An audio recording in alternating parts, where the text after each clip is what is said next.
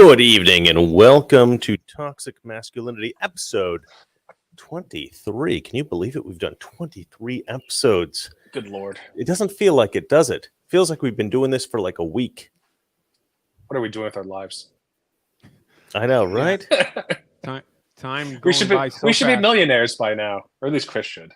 And we really should be. We should be at his feet. We already have two beautiful super chats. If you guys want your comments to be read on the show, send us super chats. These ones are only $2. You don't have to send us $100 like some of the more amazing people do. But these gentlemen are just as appreciated, and they've written Half Power Concrete and Simplified Crawfish Company gives us $2, and he writes "Sup bitches," which we definitely appreciate. Dame Frodo Lives writes "Sure P," which I don't know what that means. Syrup? Can anybody read that and tell me what it means? Because I don't understand it. I have nope. Syrup. Nope, nobody knows. Syrup. Anyway. All right, we're gonna, as opposed to jelly. We're gonna have a lot of fun on today's show, I think, because we've got some amazing news stories. There's a lot of news right now, but we've compiled, I believe, I don't know if you guys think this, probably the most frivolous news stories of the day. So it should be a lot of fun. We've tried to avoid anything of any substance, which that's what we do here. Jason, how are you in Miami? How are things? What the hell? Oh man, we just got over a huge tropical rainstorm, flooded everything. Cars stuck in the middle of the street, neighborhoods underwater. yeah, it was bad. It was bad. Hurricane Andrew level.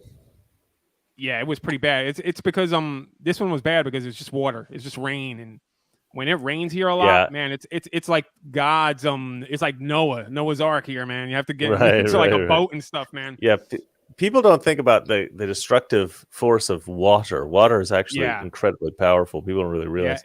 I used to live in Miami, and as you know, because that's where we met. Yeah. No, I was gonna say, it actually messed up my car, man. Like the lights wouldn't go off, and so my car was like stuck today. Yeah, and I have a Durango, so like it's kind of like a small SUV, but I miss my big expedition truck, man. When I used to have that, like we could tread through water like nothing. But thank God this wasn't like a car. It's crazy how it can rain in Miami. Like you just be driving down the street, it'll be like lovely day out, and then some clouds will come over, and you'll be like, huh. And then it's just like, and your windshield wipers are going like this, and you still can't see anything. Yeah, that's great. But there's always one thing. There's always one thing you can rely on in Miami is that the rain will stop. You can depend on if the rain will stop and the sun will come out. But yesterday was a different story. Today too was bad. But yesterday was a different story. So, Dame Frodo Lives corrected her text she, in all caps with spaces in between. Wrote "sup." To make very clear. Thank you, Frodo Lives. We were all very confused by syrup. Kurt, how's things in Hawaii? All good?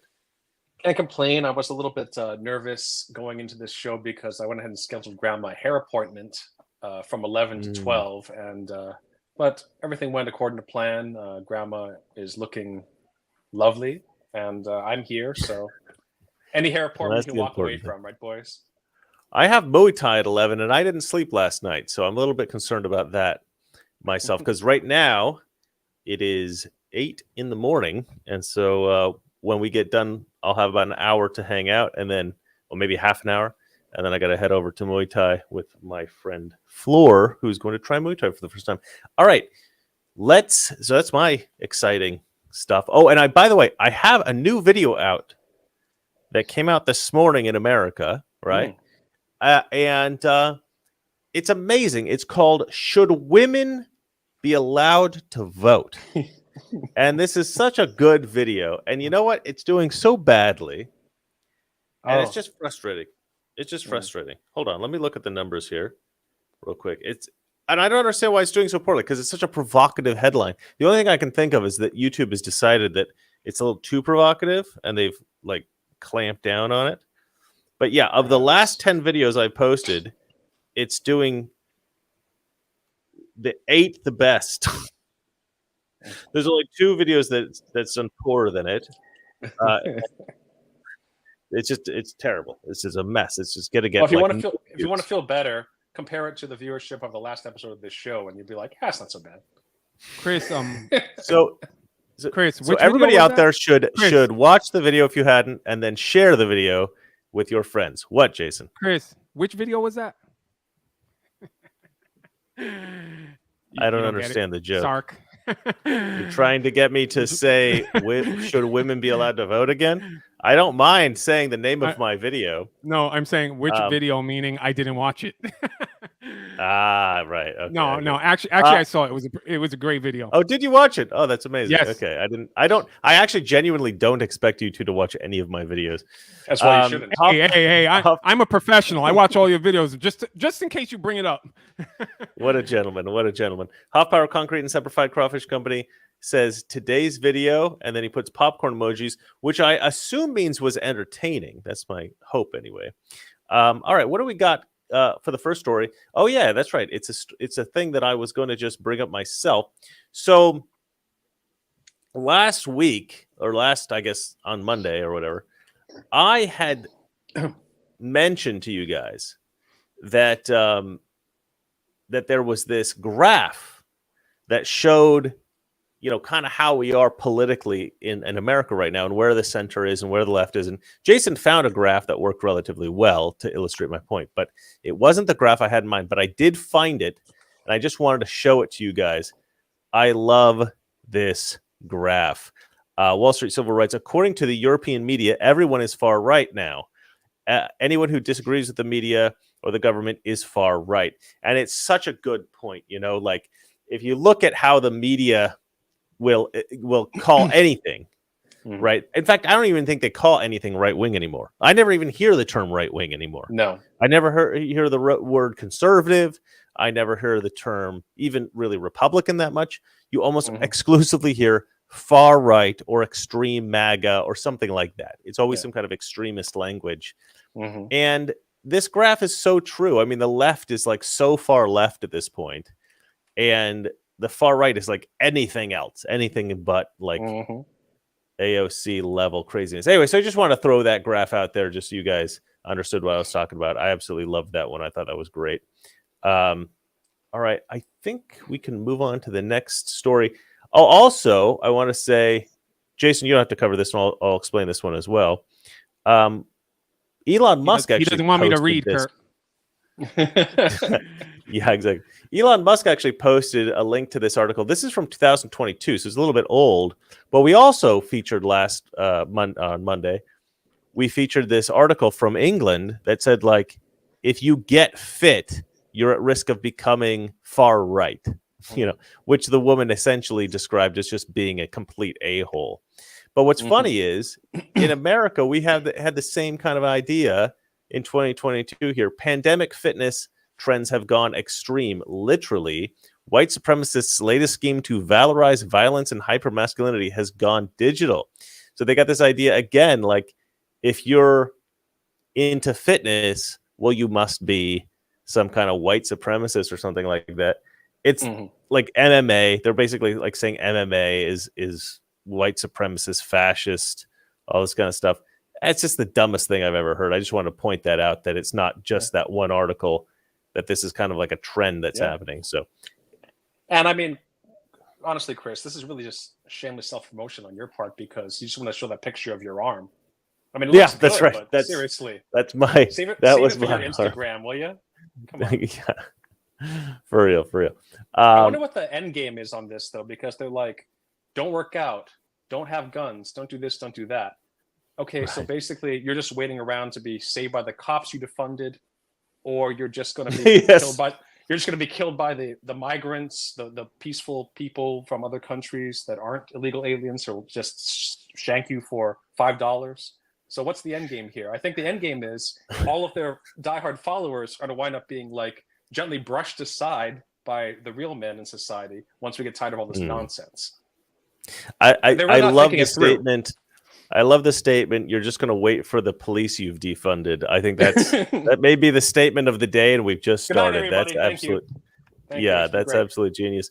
One one more thing that I'm going to explain before I let Jason jump in here. Let's see here. This is an Elon Musk tweet. No, that's not it. Where is it? There it is. Yeah. Okay. So this is apparently. So I've got to make a correction. We reported about this Amazon tribe last time that had become addicted to porn because of Elon Musk's Starlink, which gave them access to the internet. Apparently, that's not true. So apparently, this was reporting done by the New York Times, and the New York Times printed a retraction, and so now we have to present a retraction. And Elon Musk was particularly annoyed about this because this is his Starlink that gave them access to the internet. So right, it was disrespectful and unkind of the New York Times to say that about the tribe. And the original tweet that he's reposting is from S.E. Robinson Jr. And he writes, the New York Times posted a false story about Starlink and an Amazon tribe becoming addicted to porn. They have apologized and corrected the story, highlighting Starlink's benefits in healthcare, education, business, and communication. My thoughts, the subject and accusations of blah, blah, blah show more. Okay. So, but here's the thing. When we talked about this article, we didn't really focus on the content of the article. I think for the most part, at least I was mainly focused on the idea that technology is something, it creates an ethical dilemma, right?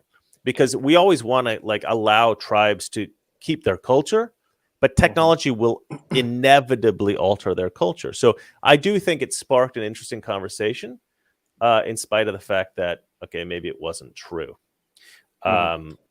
So anyway, so that was those were the three sort of bits of, I guess, housekeeping, sometimes people call it, which I think is the dumbest thing I've ever heard, but that's how people refer to it these days. But anyway, I wanted to present those callbacks to last time before we get into the real news. But now, Jason, shall we start to cover actual news stories that are relevant to today? Should I comment on the last story, or should we just move on? You can if you'd like, of course. Too much to cover?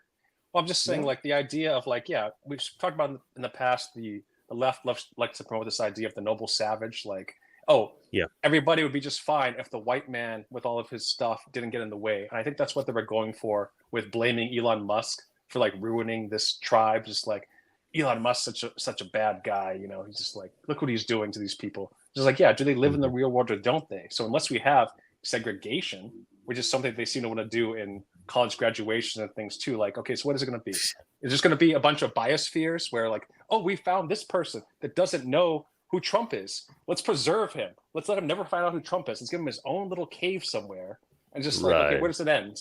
We all have to live in society. So let's honestly preach. I think that they would actually do that if they could do it. I know. So we need to be information is the enemy. It's just sort of okay, well, where does it end then? That's all. Yeah, I mean, you remember in the Matrix where everybody's a battery and they're hooked up to the Matrix? I think that's what the Democrats want in the end. It's just to feed us all information through virtual reality right into our brains. And for a while there, they had articles saying things like doing your own research is dangerous. That was a recent thing from a couple of weeks or a month ago. They're just they had that. Don't do your own research. That was in the New York Times, but it was also in a variety of other publications. It was a big talking point on the left that research could lead to becoming. Hoffpower Concrete and Simplified Crawfish Company says, did anyone check on Lisa? I don't know if you guys remember on Monday, this chick Lisa was down with Trump. Trump's evil. And everybody in the chat was you're an idiot. And then Jason went in and kind of tried to defend her a little bit.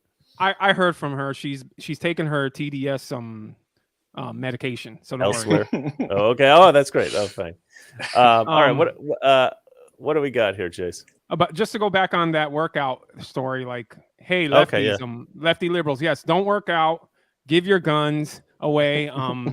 Yes, great plan. I agree, 100%. I support that. Yeah, if you guys start to really crack down on all of us getting our beef from cows and stuff, we're gonna need to get meat from somewhere. So by all means, roll over. Oh, by the way, there's a story that you guys missed, which is that I think Elon Musk is getting his. I think Elon Musk is actually getting his compensation package from Tesla. Oh, is he really? Okay, yeah. How do you swing that? Well, explain. It's not. Okay, so basically, the concept was Elon Musk had set these like absurd goals for Tesla that nobody thought he could actually accomplish. But then he gave himself an incredible compensation package if he were to achieve those goals. But I think he got like nothing if he didn't achieve those goals, which is a pretty huge bet on himself, you know. But he did accomplish all of these goals. So then now like apparently like all the shareholders have to vote on whether he does in fact get this compensation package. And there was a couple of like major shareholders who were like, no, we're not going to vote for him to get this. And so it was like a little bit concerning, like, oh crap, you know, I'm not going to compensate, even though I made all you guys, you know, hundreds of millions of dollars. So then, but they've had the vote and apparently he's got it. So I would just like to say officially, Elon Musk, there's a podcast available for sale in case. It may or may not be called Toxic Masculinity. Just three handsome gentlemen. Forget Chris's little joke here. Buy YouTube for the love of God. Just Kurt, buy YouTube. You stole it from me. I wasn't gonna say our show. I was gonna say Elon, please buy YouTube now. Please. Yeah, if you buy YouTube, it's even better. But if you don't want to buy YouTube, there's a little show called Toxic Masculinity. All we ask is to be the first podcast in space, and $8 billion compensation. That's all. Was it? No, it wasn't 8. You know, 8 billion. No, it was 8 million, right? 8 million. Look, YouTube will make him much more money than X. So please, just buy it. I'm also not sure how profitable YouTube is. I think it's just more of a I don't know if it's super profitable. Where they're just sort of like keeping it going because it has to influence society the same way that China was doing with TikTok. I'm not sure how profitable it really is because they're actually trying to short a lot of creators right now.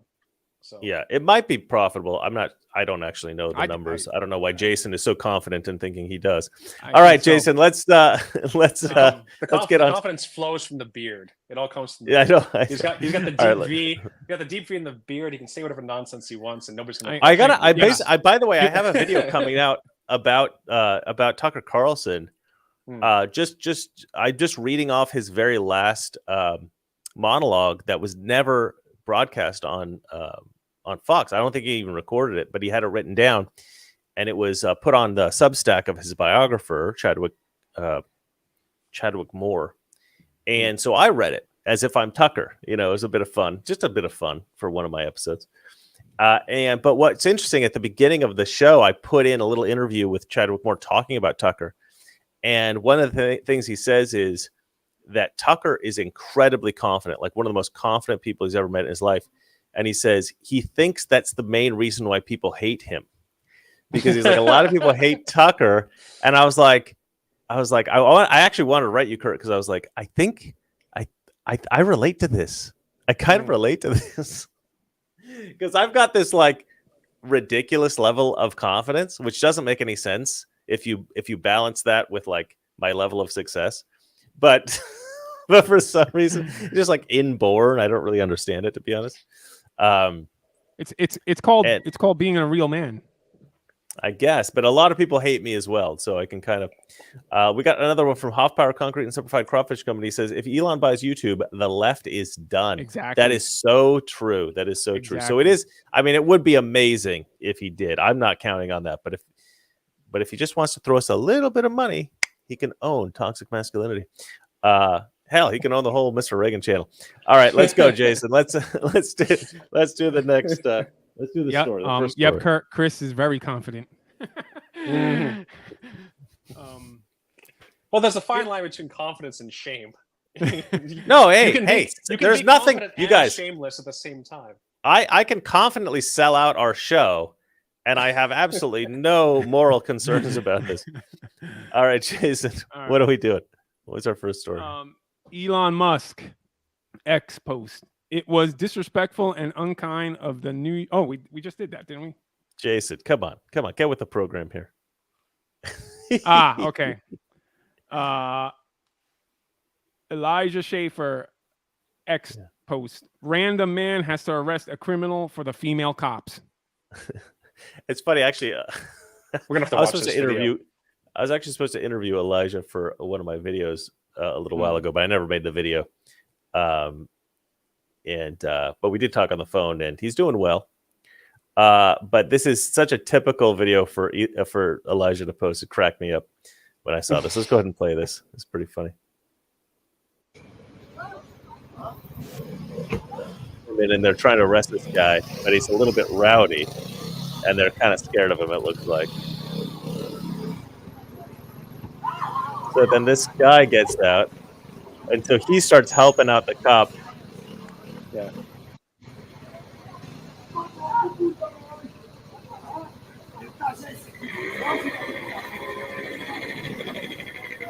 It looks like one girl's got a taser and the other one's got like a grenade launcher. What is that? That's crazy. Yeah, and he's still talking smack to them, but not to this guy. How funny is that, though? And this gay couple. You just guys think this is like Italy or something? Oh, they don't know to even walk around. What was that about?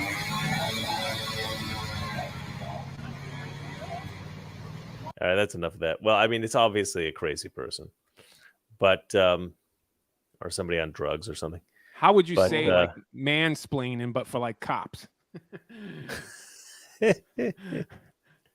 Well, you know what it is? It's worse than mansplaining because it's a man actually demonstrating how a job is done to women.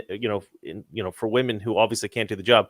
But they're the professionals, and this is just a random dude in a car. I mean, maybe he's an actual like off-duty cop, but it looks like he's just some random dude in the car, And he just jumps out and he starts helping these girls out. Like, let me show you how to do your job. Like, how annoying is it? Like, there's so many times in my job and so many people's jobs where if there's anything public about the job, somebody will pipe up and be like, excuse me, let me tell you how to do your job, In this case, the guy did actually show them how to do their job. I mean, to me, this has got to be like the ultimate humiliation. It's absolutely terrible. But that's why women shouldn't be cops.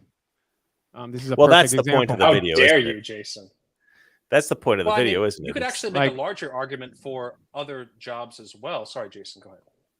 No. My point is that like they shouldn't be cops. They shouldn't be in the military. Let me just say something. If it was my choice, they'd be at home taking care of a family. Let me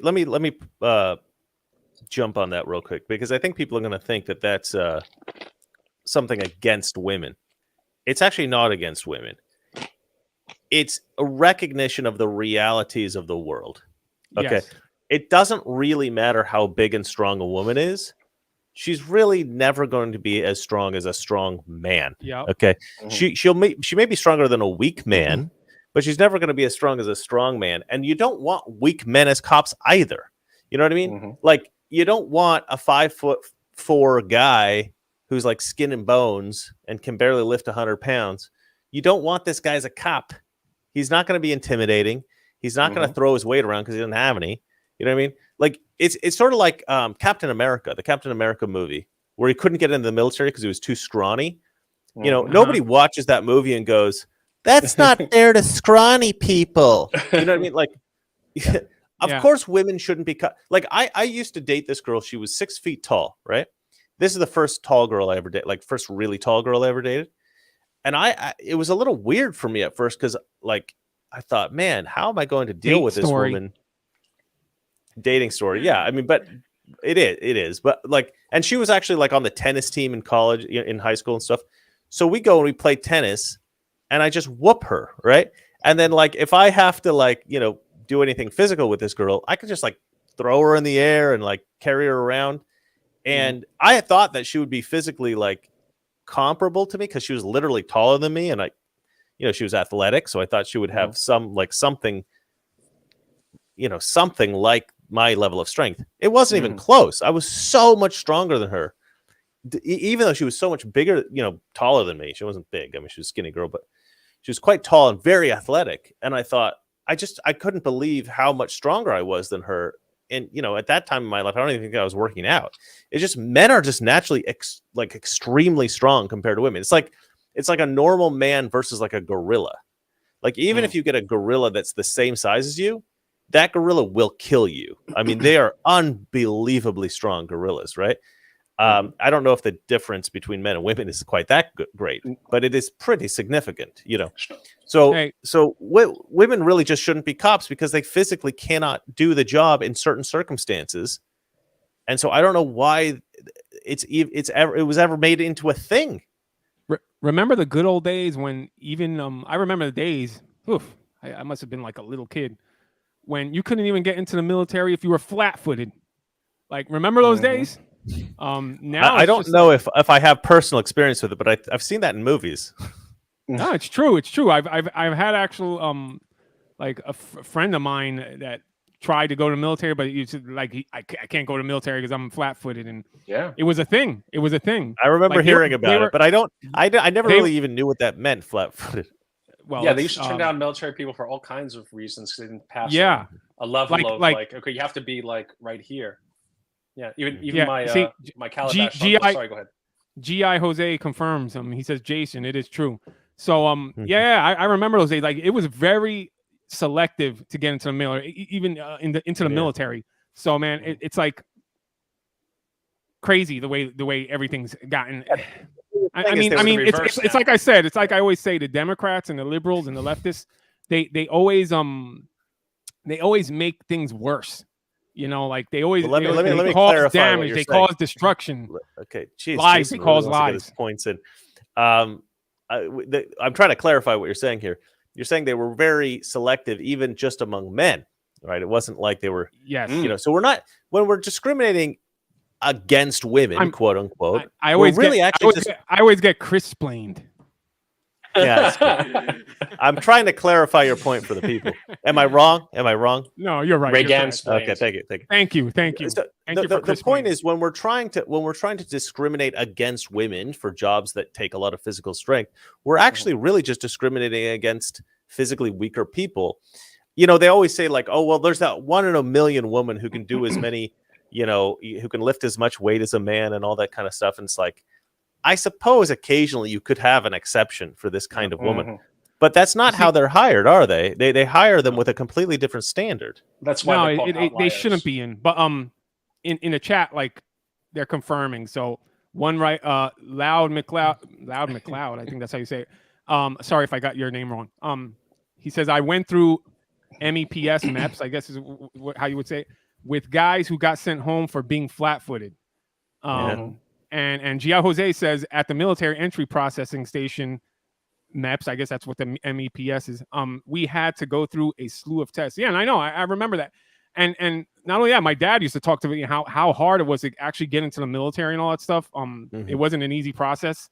You went through a lot of rigorous stuff just to like get into it. So I mean, I don't know. It's the times we live in now are just just screwed up. It's the opposite now. Well, it looks like the standards. Sorry, go ahead. Yeah, it looks like our views are doing pretty good today. So I just want to point that out because Jason's been feeling a little bit depressed about our numbers, but I think we're doing all right today. But listen, what the heck was I going to say? Toxic masculinity or a love-in? Come on, butch it up a little bit, guys. It's a little bit both, a little bit of both. But we're doing all right. I like our numbers. I forgot what I was going to say. So Jason or Kurt, do you want to finish us off on this subject? Sure. I mean, like, okay, so what would happen? Somebody's filming this, right? What would happen if that guy killed those two officers? If that other guy didn't roll up, right? He tentatively walked toward him. He pulled a shank out and stabbed each one of them 100 times. What would the conversation be like then? Yeah. I don't know what you're getting at. We need criminals to be friendlier. It's not the fact that the women shouldn't be cops; they shouldn't be out there. That would have been a huge tragedy. But how would it have been spun by the leftist media? Right. You know what I mean? Right. Yeah. They're just like, oh, well, we need to lock down on the rights of everyone because women need to be more comfortable being cops, and they should be put in this type of danger. It's like Demolition Man. It's like, we're cops. We don't have to deal with this. So it's like, biology exists. Some people are right for a job. Some people shouldn't be in a job. And the idea that everybody is fine and it's all good vibes and good feelings is just ridiculous. And it puts people. Well, you know what it is? It's the same kind of delusion as the transgender debate, right? The transgender debate is so obviously insane, right? It's like, oh, if you're a guy and you just think you're a woman, then you're actually a woman. Well, no, you're not actually. And it's like, it's the same idea with women being strong enough to be cops. It's like, well, you actually have to potentially physically fight people like grown men. And women are like, well, just train us and we'll just be just as strong as the men.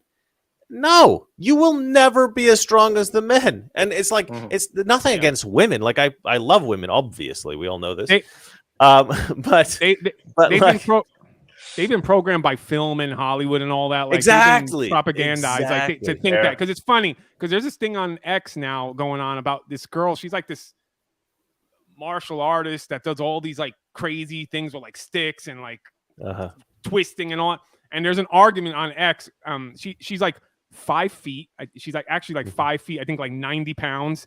And there's this argument between the girls and the guys and stuff, like saying like she can actually kick the average guy's ass, and I'm like, this is such a stupid argument. A 5 foot, I don't care how good she is at whatever she does, she's not going to be able to take on an average man. And I'm like, this is the typical brainwashing that has happened to women and society, like by Hollywood, by everything, like to make them think. And it's messed up because they're going to go in the real world thinking that, and then when a situation happens, instead of actually getting like a gun or something, they think they're going to be able to fight off an average man, so it's dangerous. Yeah. And the point I was trying to make before was like not just police officers, things like that, but just in normal jobs. 6 months ago or so, the last time I took a trip out to visit Uncle Albert and AJ in Georgia, and frankly, Uncle Albert turned down for the Navy SEALs. He would have made a great Navy SEAL. He would have been a fantastic Navy SEAL. I think it was like a vision issue. Like his eyes weren't quite good enough, but I mean, like it was their loss. But that goes to show, like that was the discriminatory process. It was like not man, not woman, not nothing. Like, can you do the job? Do you reach this higher echelon of people? And so I took a plane out there, and there was a dude who was at the bar, and he was drunk. This guy was drunk, and they kicked him out of the bar, but they let him on my plane. He was in the lobby with me. He was like in the waiting room to get on the plane. Is this like, Kurt? Is this a story about you? I didn't want to go there. There's this guy, and I didn't really know him very well. I have no idea who he is. It wasn't me. It wasn't me. It was this guy. It was half Japanese. No, I was also there. I was slightly less drunk than he was. And I was like, they're not going to let this guy on the plane. Come on. They kicked him out of the airport bar. He's not going to get on the plane. They let him on the damn plane. And he's got a woman with him, his girlfriend or whoever. And she's scared. She's like a deer in the headlights. And he's just sort of like, without any sort of like regard for social convention, he's like talking down to her. He's like being belligerent and just sort of like doing this whole thing. I'm like, we're going to take off with this guy on the plane? I'm like, okay. So sure enough, we're in the air and he's standing in the aisles and he's talking and stuff. So I get up, walk over to him and tell him to sit down. I look him in the eye. I'm like, you sit down. He sits down. And I go and I talk. I'm looking at the staff. It's all women. No men on the plane that are like stewardesses or stewards or whatever. I'm just like, okay, well, if it was a guy, it'd probably be a guy that wouldn't have the stiffest wrist in the world. But I mean, at least it'd be a man in some regard. So I'm like, okay, fine. Like I go back and I talk to these stewardesses in the back of the plane. I'm like, the guy I'm talking about, this guy's a problem, right? And they're like, oh yeah, we know he's a problem. We're kind of scared. I'm like, is there like an air marshal on this plane? And they're like, no. I'm like, okay, well, I'm going to keep an eye on him. If he keeps being a problem, if something happens and you feel scared, you come and get me. I'm in this seat. This story is taking a long time for you to brag about how you confronted a drunk. It's just an issue of... I understand that you're illustrating the point of women. Yeah. And then like, are you a cop? Are you this guy or that guy? I'm like, no, I'm not. I'm just a guy that's like realizes there's a problem here. Right. It's the same thing that happened in the video almost.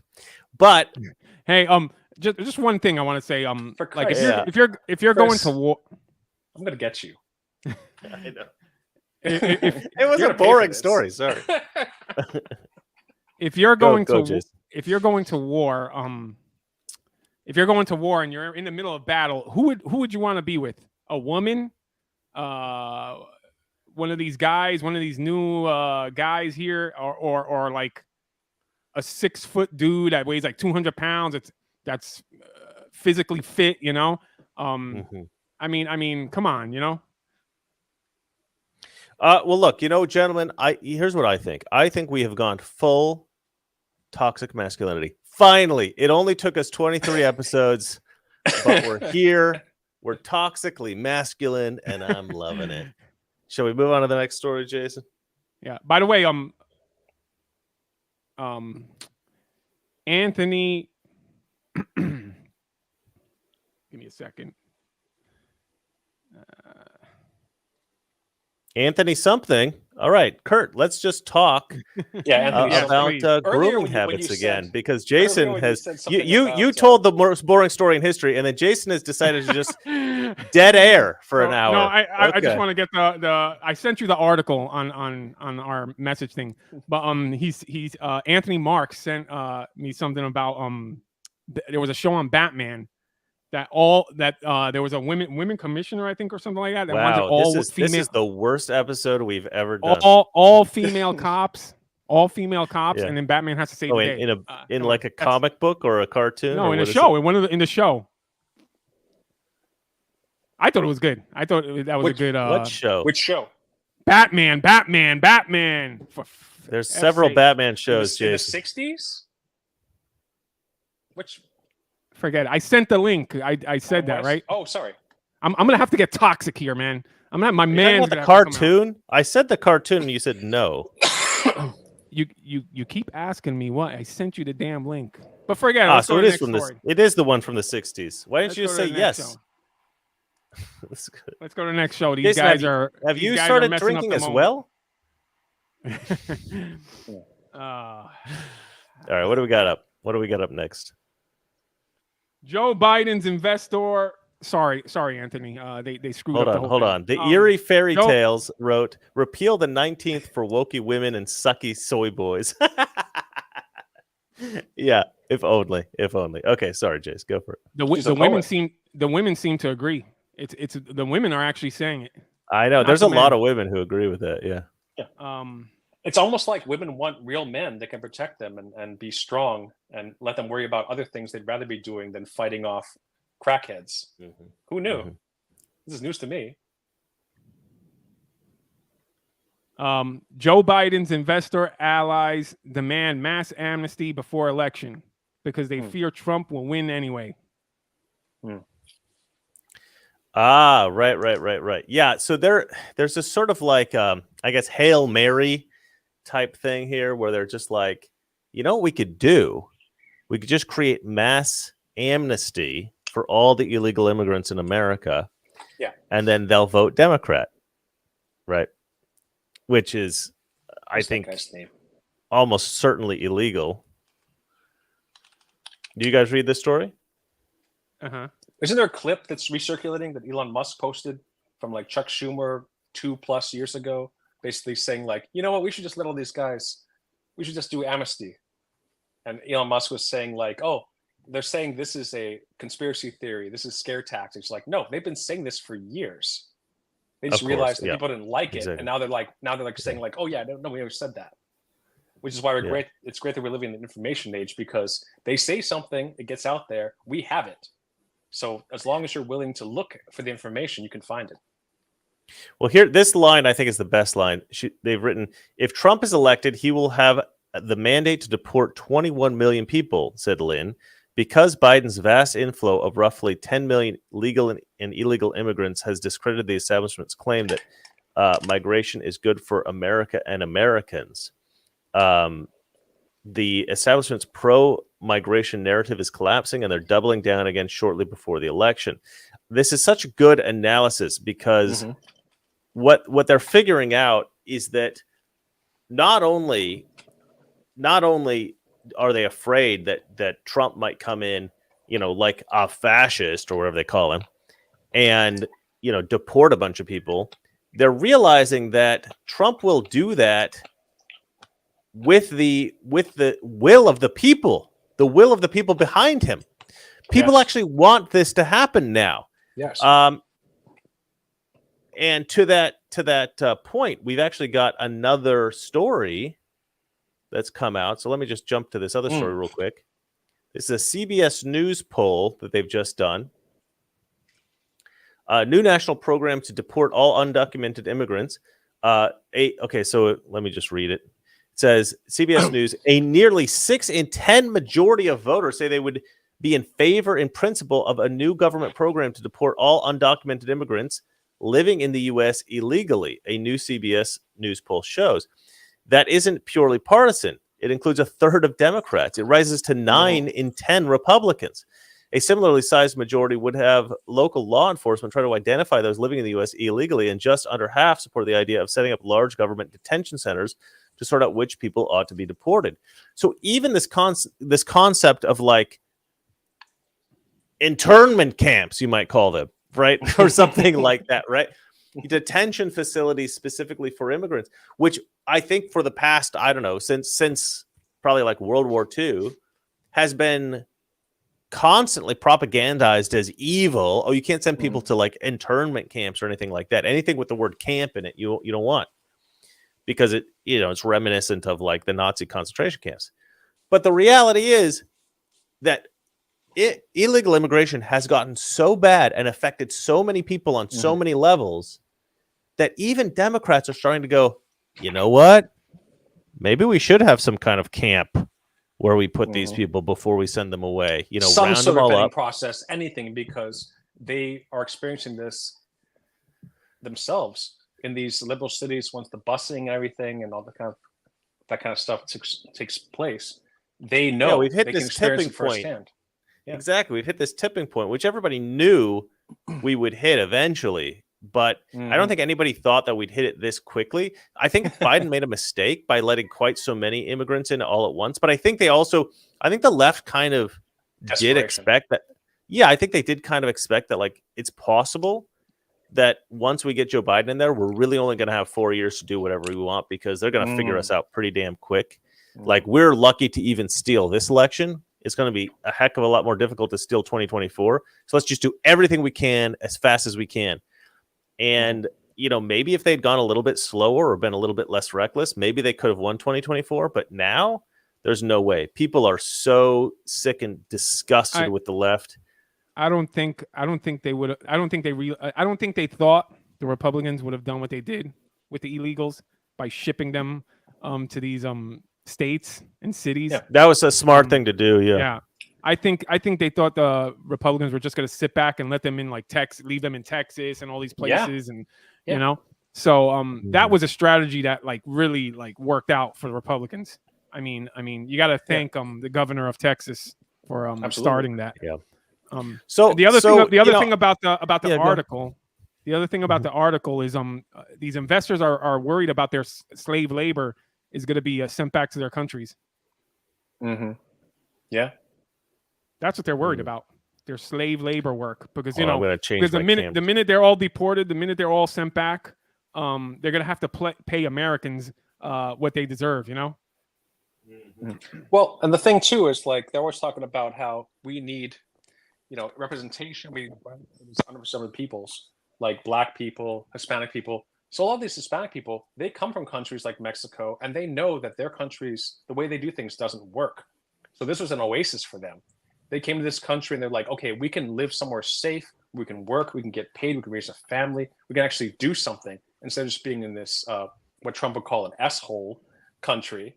And now they're seeing that become the reality where they're like, we don't want this. We live this. We escaped this. Why are you bringing this here? And that's all these communist countries and all of these lawless sort of states that the immigrants come to. We are the beacon in America. We're like, you can get here. You can live a good life. You can work hard and achieve something. And they're saying like, no, we want to import the third world. And of course they're against that because they lived it. They know what that means. Yeah. We put that story up the other week that Black and Hispanics actually favor deporting illegal immigrants and securing the border and all that kind of thing.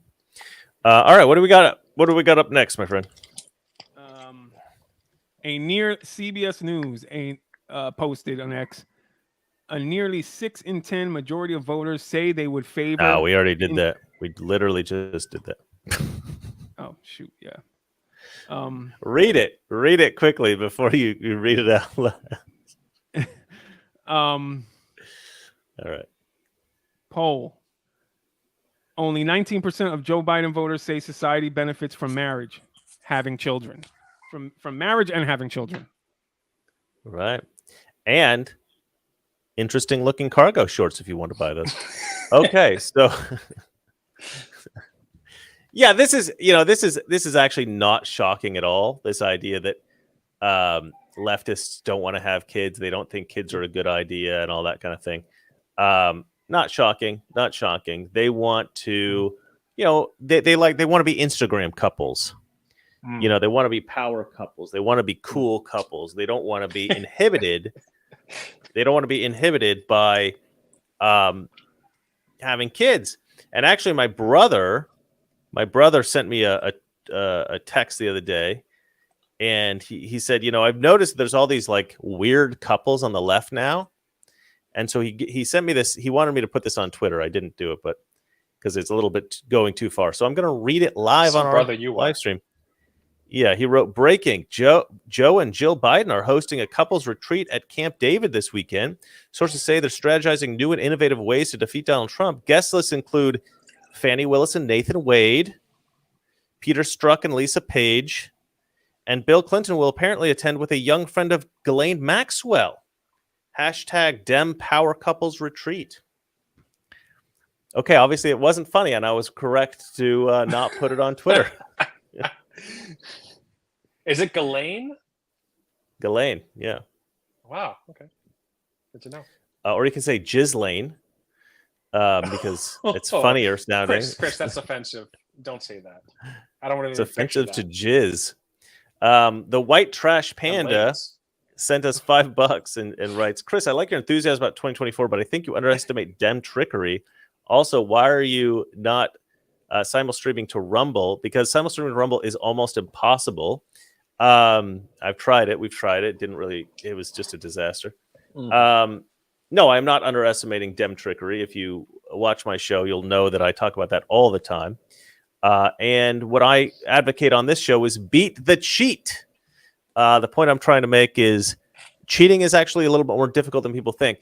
Cheating and trying not to get caught is very difficult. If you cheat openly, it's not that hard. Okay, anybody can cheat openly. Cheating and not getting caught, very, very hard. Okay, so I think that if we can beat the Democrats by enough points, by enough votes, especially in the swing states, obviously, I don't think they're going to be able to cheat enough to actually win unless they do so openly.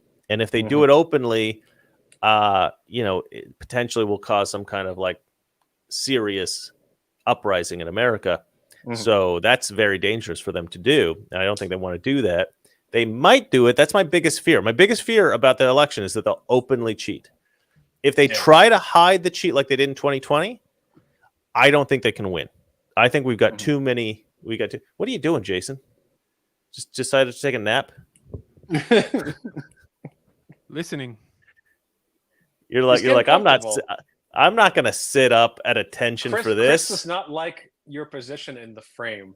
That's why. No, it looks ridiculous. You look like you're going to take a nap. It looks ridiculous. It looks absolutely ridiculous. All right, let's. What do you got? What do you guys want to say about this?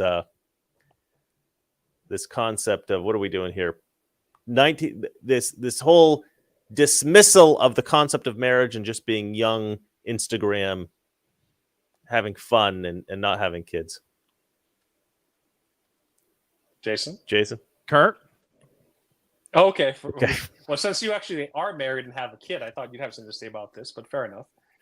Well, I think it's ironic that they put that next to the cargo shorts because cargo shorts are, they're breathable, they're good for like sperm production. But if you actually wear them, you're less likely to get a woman. So it's sort of like, do you buy them? Do you not buy them? I don't think that's actually true. Both my brother and my sister's husband both frequently wear cargo shorts, and they were able to find wives. And my other brother as well. So I actually think cargo shorts are helpful in getting women somehow. They're hideous. They're like the version of Jason's jacket, but like on your legs, and they don't even cover your calves.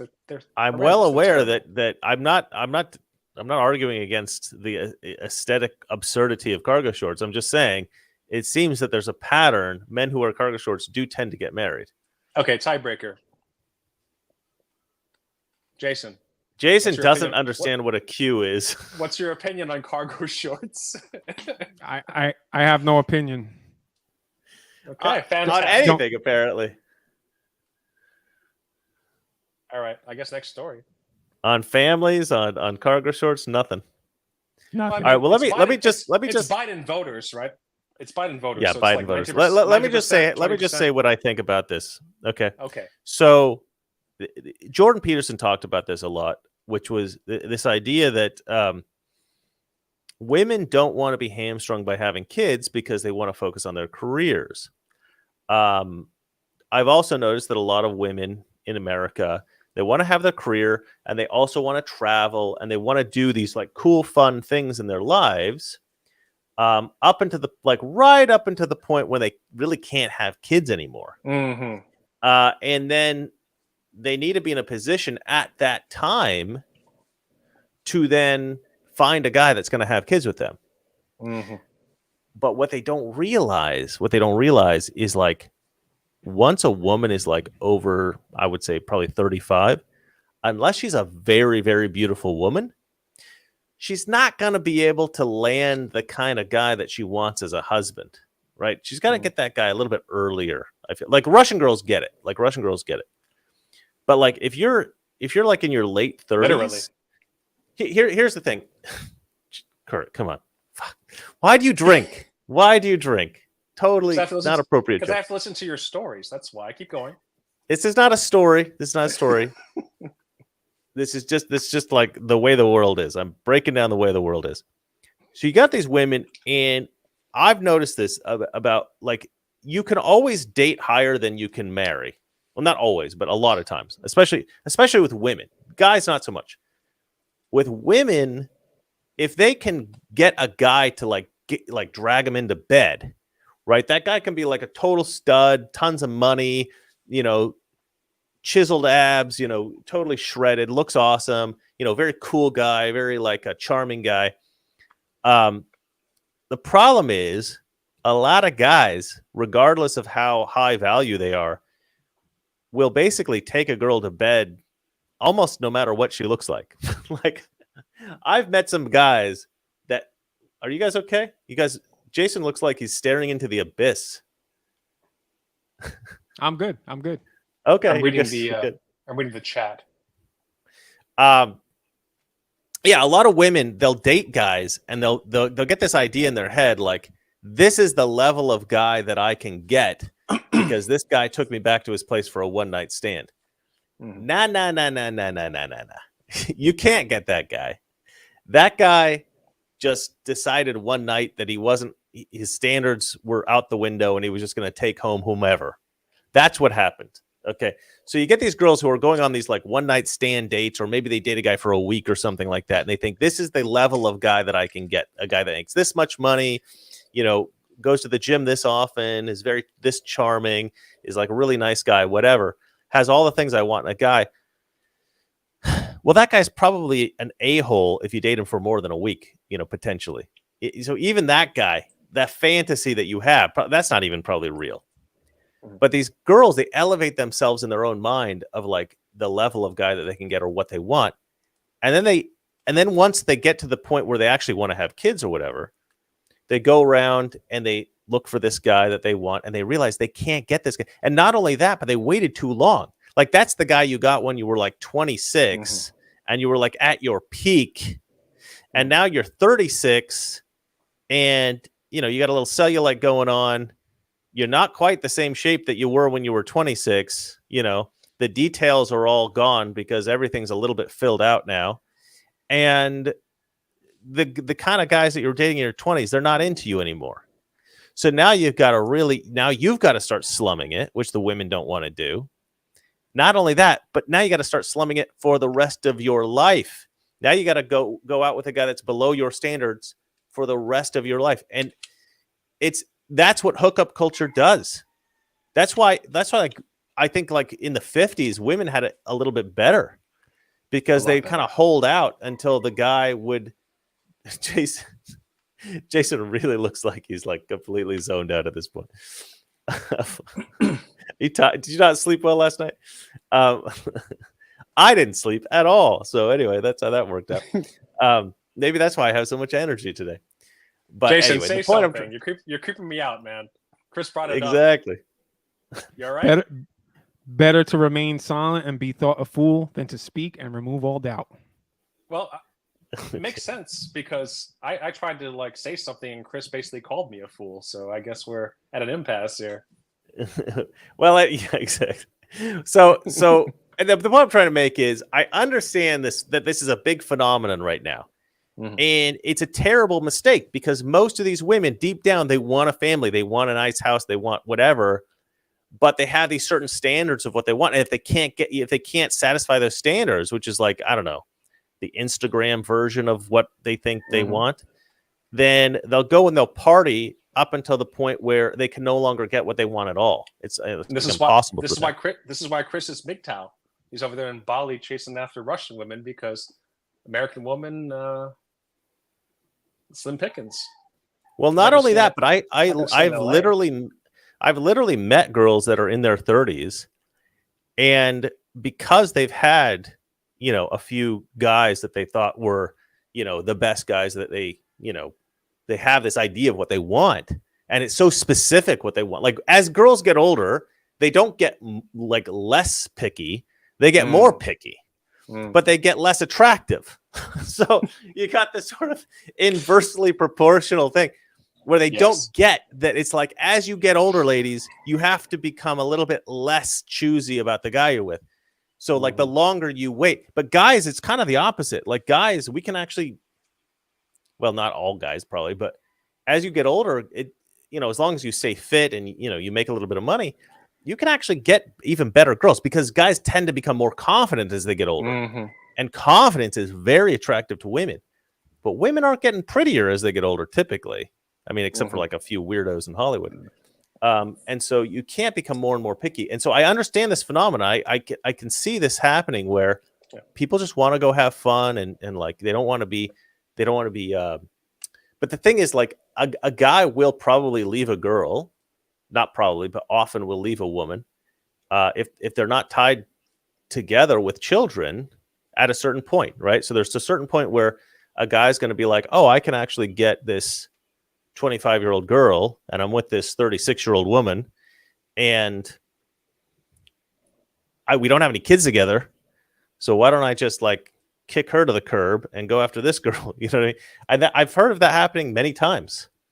So I do think that women should be, I mean, it's not like you should trap a man by getting a kid, but like think through what you really want in life. And if you want to like have fun until you're 40, then don't ever expect to have children or grandchildren or have anybody visit you at the old person's home. Like it's going to be a pretty lonely life the second half of your life. So I don't know. Different people have different priorities. White Trash Panda jumped in and said, you need better software quartering Crowder and Viva La Phrase simultaneously. Oh, good Lord. Okay. We don't super chat criticisms about our setup. Like, I don't have a producer, dude. Like, it's just me. Okay. I got to do everything myself here. All right. Just like, all right. If you want to produce my show, feel free to come in, but I don't have the money to pay you. So, you're talking about guys that have like, are making millions of dollars a year, potentially, like Crowder. These guys make so much money and I don't even really know why. Like this is a little bit of a problem that I have with YouTube is like a lot of the guys that came in early, like Crowder, they did so well early on that, that they sort of, I guess they had like 1 million subscribers already before YouTube started clamping down on the adpocalypse situation. I came in right after the adpocalypse happened, and YouTube was like hyper vigilant about like suppressing conservative content. I started doing my show in like 2018, and Trump had been elected. They had this adpocalypse whole situation where they were really clamping down on conservative YouTubers. So when they figured out that I was a conservative YouTuber, I was screwed. Like I was like on every blacklist. I was on every. So I've never really been able to grow at the same level as a lot of other people. But we get this white trash panda out here trying to trying to tell me how to do the show. It's like, yeah, if I had a producer and they could handle all of this, trust me, I can do it. I can stream to Rumble simultaneously, but it's effing difficult. Like, you don't know what you're talking about. All right, let's see here. Dame Frodo Live says, we stopped teaching the 10 Commandments. Well, that's right. That's right. I mean, that's the whole concept of what being a conservative is. Being a conservative is simply accepting conservative Christian values as a guide for your politics, right? Almost everything that we do in the world of, conservative politics, it's all based in Christian values, and we have completely rejected those. And so this is the way you get all this kind of stuff. All right, I've monologued long enough. Jason, are you not going to talk about this? I mean, the one of us that has a child and is, married. No, I do want to say one thing. I know why we were talking about this the other day about your channel. It was that episode about AOC. They had it in for you after that. That's the one that did it, because you were on point with that episode with AOC being the actress and all that stuff. Like, man, you really brought it out, the truth.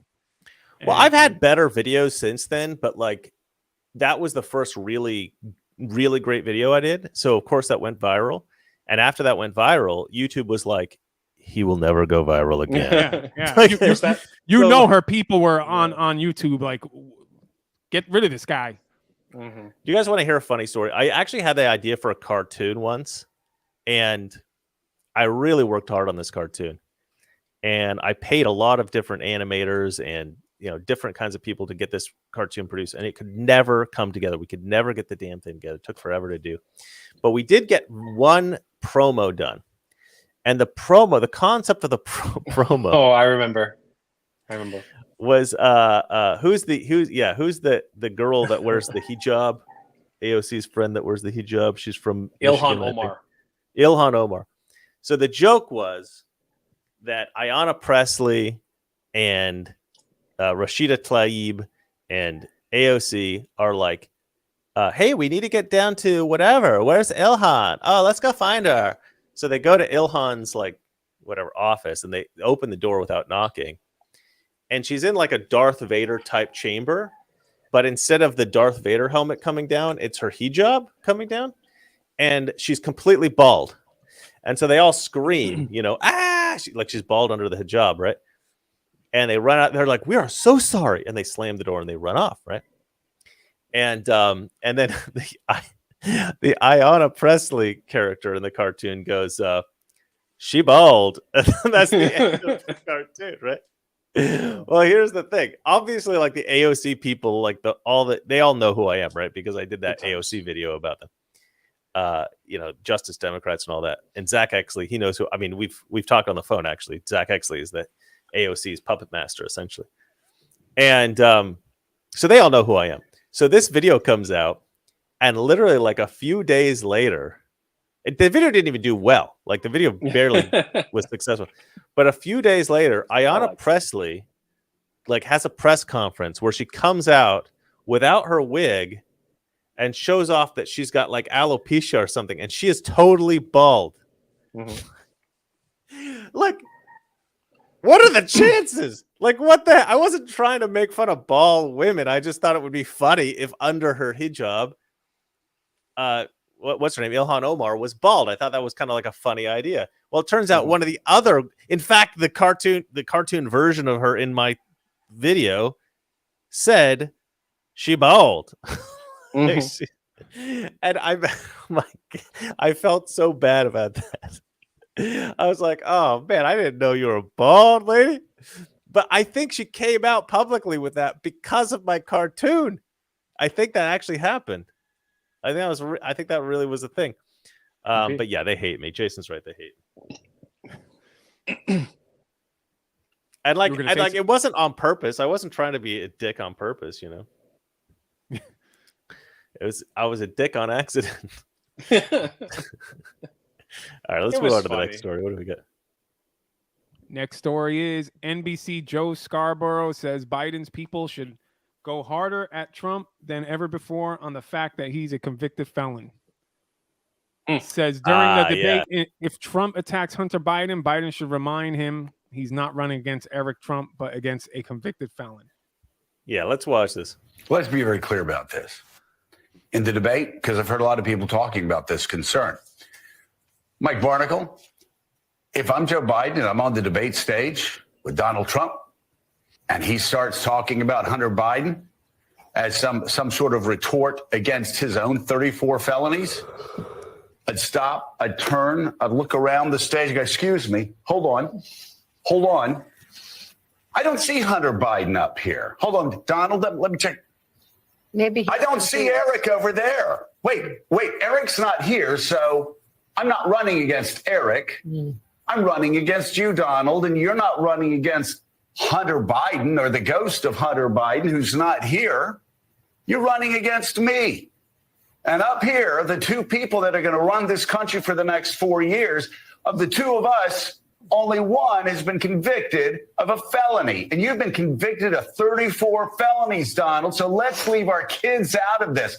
Let's leave our family out of this. You don't want me to start talking about what you and your kids and your in-laws did in your name to get rich off of your back during the presidency. Boom. That's it. Saudi Arabia. Ends it. And you know what? He shouldn't take any crap from Trump, and he needs to be ready because Donald Trump has 34 felony convictions. Joe Biden, none. Those are the two people on stage. And he shouldn't.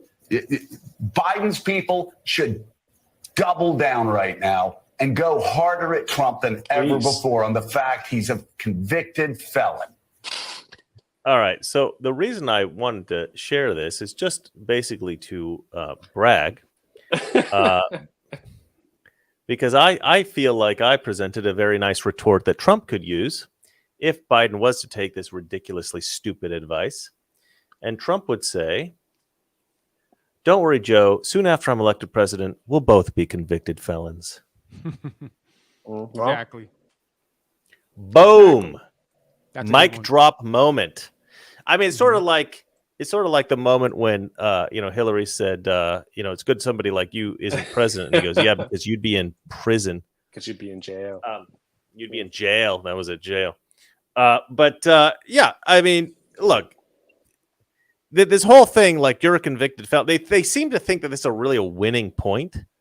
The left they really thought this was going to be their thing. Like, yeah, we've got him. We finally got him. They all celebrated. Like, okay. Exactly. And now they didn't realize that it didn't work. Now they're just like, wait, well, I thought we won, right? This is great. We just double, triple, quadruple down on this, and it's beautiful because it's pathetic. This guy's a moron. Yeah. I'm wondering why they let him write his own copy. I assume that he did, and frankly, the poor lady next to him looks like she's a hostage or something. She's trying to his speak wife. in a comment. That's actually his wife. Yeah, poor woman.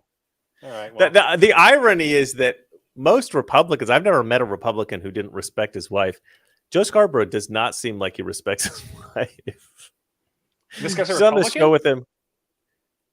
Well, he used to be. He's supposedly a Republican, but I'm saying he's obviously a lefty now, or he's working for the left. And he's like a perfect example of what the left characterizes or caricatures the right as. But he's obviously works for the left. And he's anti-Trumper and pro-Biden and all this kind of crap. Like, this is the kind of toxically masculine, patriarchal relationship that you guys are against, epitomized on this show. The guy's a total creep. But the Soros's kid is like spending all this money for these big billboards that say like. Trump is a convicted felon. And I keep thinking, like, this is going to help Trump. The fact that you think that this is going to hurt Trump just shows how absolutely idiotic you are. Like, everybody sees that this is BS. Like, even Democrats who are saying it's great that Trump's arrested or, whatever, they do know it's BS deep down. What's up, Jason? When I saw that picture on the internet, the billboard, I was like, is this a pro-Trump billboard? But then I thought so too. That's actually what I thought at first. Yeah. I literally thought the same thing. That's hilarious. I love that. Yeah. It's great because they have no perspective. They don't know anything about America. It's sort of like vegans trying to sell McDonald's food to people. It's like, okay, well, this will get them to buy it. Like, no, you don't even know who your audience is. You have nothing in common with Americans. We're about freedom. We're about agency. We're about everything that you hate. So yeah, try to sell this crap to us. I actually, speaking of the McDonald's thing, I actually, I went to school and I studied advertising, and in one of my advertising classes, one of my advertising classes, I had this great ad campaign, and it was just a bunch of variations on the same theme, and the theme was, because everybody was criticizing McDonald's for not being healthy, and so McDonald's started like making these McDonald's salads and all this kind of bullcrap that nobody wanted to eat. And so I made an ad campaign for school that was, of course we're not healthy because we taste great. That was the concept of the ad campaign. Yeah. And I had produced a bunch of variations on this about how McDonald's food isn't that healthy for you, but it doesn't matter because it's delicious, right? And so we put that out. And what was really crazy about that is every student that saw that ad campaign went mental. They're just like, I love this ad campaign. They're like, if McDonald's did this ad campaign, I would go to McDonald's tomorrow if they did this ad campaign. Because it's like a comedy performing self-deprecating comedy, right? Making self-deprecating jokes. You kind of respect the comedian because you go, okay, he's self-aware. He recognizes that these are his flaws or these are his issues or whatever it is, and he's able to make fun of it. So he's confident enough, and he's like dealing with that issue psychologically, so he doesn't have a problem. So you respect somebody who's a bit self-aware, right? The professors, right, the people who are teaching me the courses, absolutely hated these ads. They go, these do not work. McDonald's would never buy them. It's stupid for you to even make them. And I'm like, no. If McDonald's isn't buying them, it's stupid for McDonald's to not see how brilliant they are. But that's what the deal is. Like the academics, they don't always understand how people think. It's exactly what you said. They don't understand how America works. They don't understand how people think. And so of course they think that this concept of like, oh, let's tell everybody he's a convicted felon. And I'm sure it does work with some people, but yeah, no self-awareness. G.I. Jose jumped in with $2. He says, because Biden can't run on his accomplishments. Well, that's right. That's right. I did see him. I have seen a couple of tweets where Biden or the White House has produced like, oh, this is an accomplishment of Joe Biden. And they're lies. they're like we put in this many jobs in the economy. Well, no, they didn't. That's a lie. That was like COVID recovery numbers. They always lie about that. And then Joe Biden always takes credit for this $35 insulin thing for seniors. That was a Donald Trump plan. Donald Trump implemented a plan, $35 insulin for seniors on, I think it was Medicare or whatever. And then Joe Biden came to office and he like discontinued that, he like eliminated Trump's plan. And then he comes out with his own plan. $35 insulin shots, guys. Look what I did. And it's like, no, you literally just copied Trump's plan. What are you talking about? And that's the accomplishments that they're presenting are lies. That's always their argument, though. Like fake news. When it's with Clinton, with all these Democrats that get into office, they always take the credit from the Republicans, and then before they're leaving office, they mess up everything, and then the Republicans have to fix their mess up. Yeah. When and they get back into office, and then the Republicans fix it. And then the Democrats have to claim that they're the ones that fixed it. And then they ruin it again. And then it's a cycle. It's a cycle. Absolutely. If you look back in history, they're talking about, I watch various YouTube videos about the economy, about business in general, about like how giant businesses like fell. And it's all like, oh yeah, the big problem we had in 2008. Yeah, that was Obama. He got in there. Like, it seems like we're always in a recession when you have a Democrat in there who decides that the country is on a downslope or managed decline. It's like, yeah, if you have people that actually believe in this country and invest in the idea of people working and allowing them to do their jobs instead of imposing all of these stifling like taxes and like regulations on them, then yeah, people can actually do their job if you let them. America will work. Yeah. Capitalism does work if you allow it to exist. Well, here we go, Trump, over and over again. after the COVID act, Trump was actually bringing the economy back after that. So it wasn't even really Biden. It was already coming back up after COVID with Trump. So 100%. Again, he's taking the credit from Trump. It's typical. I look at it like he set up the dominoes to run smoothly and perfectly, and then Joe Biden comes into office and he gets the honor of knocking the dominoes over. But they were all set up by Trump. Trump made the domino thing, So yeah. Anyway, all right. Should we move on to the next story, Jace? Yep. Report: Joe Biden says Hunter is victim of weaponized system of justice. Okay, so this is obviously the headline of this particular show. This is just hilarious. Okay. This is just hilarious. Like, we're talking about how the left is delusional and the left lies and, takes credit for, Trump's $35 insulin, or says they brought back all these jobs when it was really just the recovery from COVID. To me, this takes the cake. Joe Biden says that Hunter is a victim of a weaponized system of justice. Really? Is that what you're going to say? Like, I read through the whole article, and he basically says, look, Hunter Biden had this super, I guess, like, generous plea deal that they were going to go with. They were actually going to go with this ridiculously generous plea deal. Yep. And not only were they going to let Hunter Biden off scot-free, but they were going to immunize him against other potential crimes. Which was, I don't even think that's constitutional, but that's what they were going to do in the plea deal, right? That's part of his deal. He can't be found for any crimes in perpetuity or something. Yeah, basically, yeah. You can't be found guilty for any crime ever. He's innocent. And the judge looked at that. Yeah, I think somebody looked at it and exposed it. I don't know if, exactly. He's permanently innocent of everything, no matter what he does.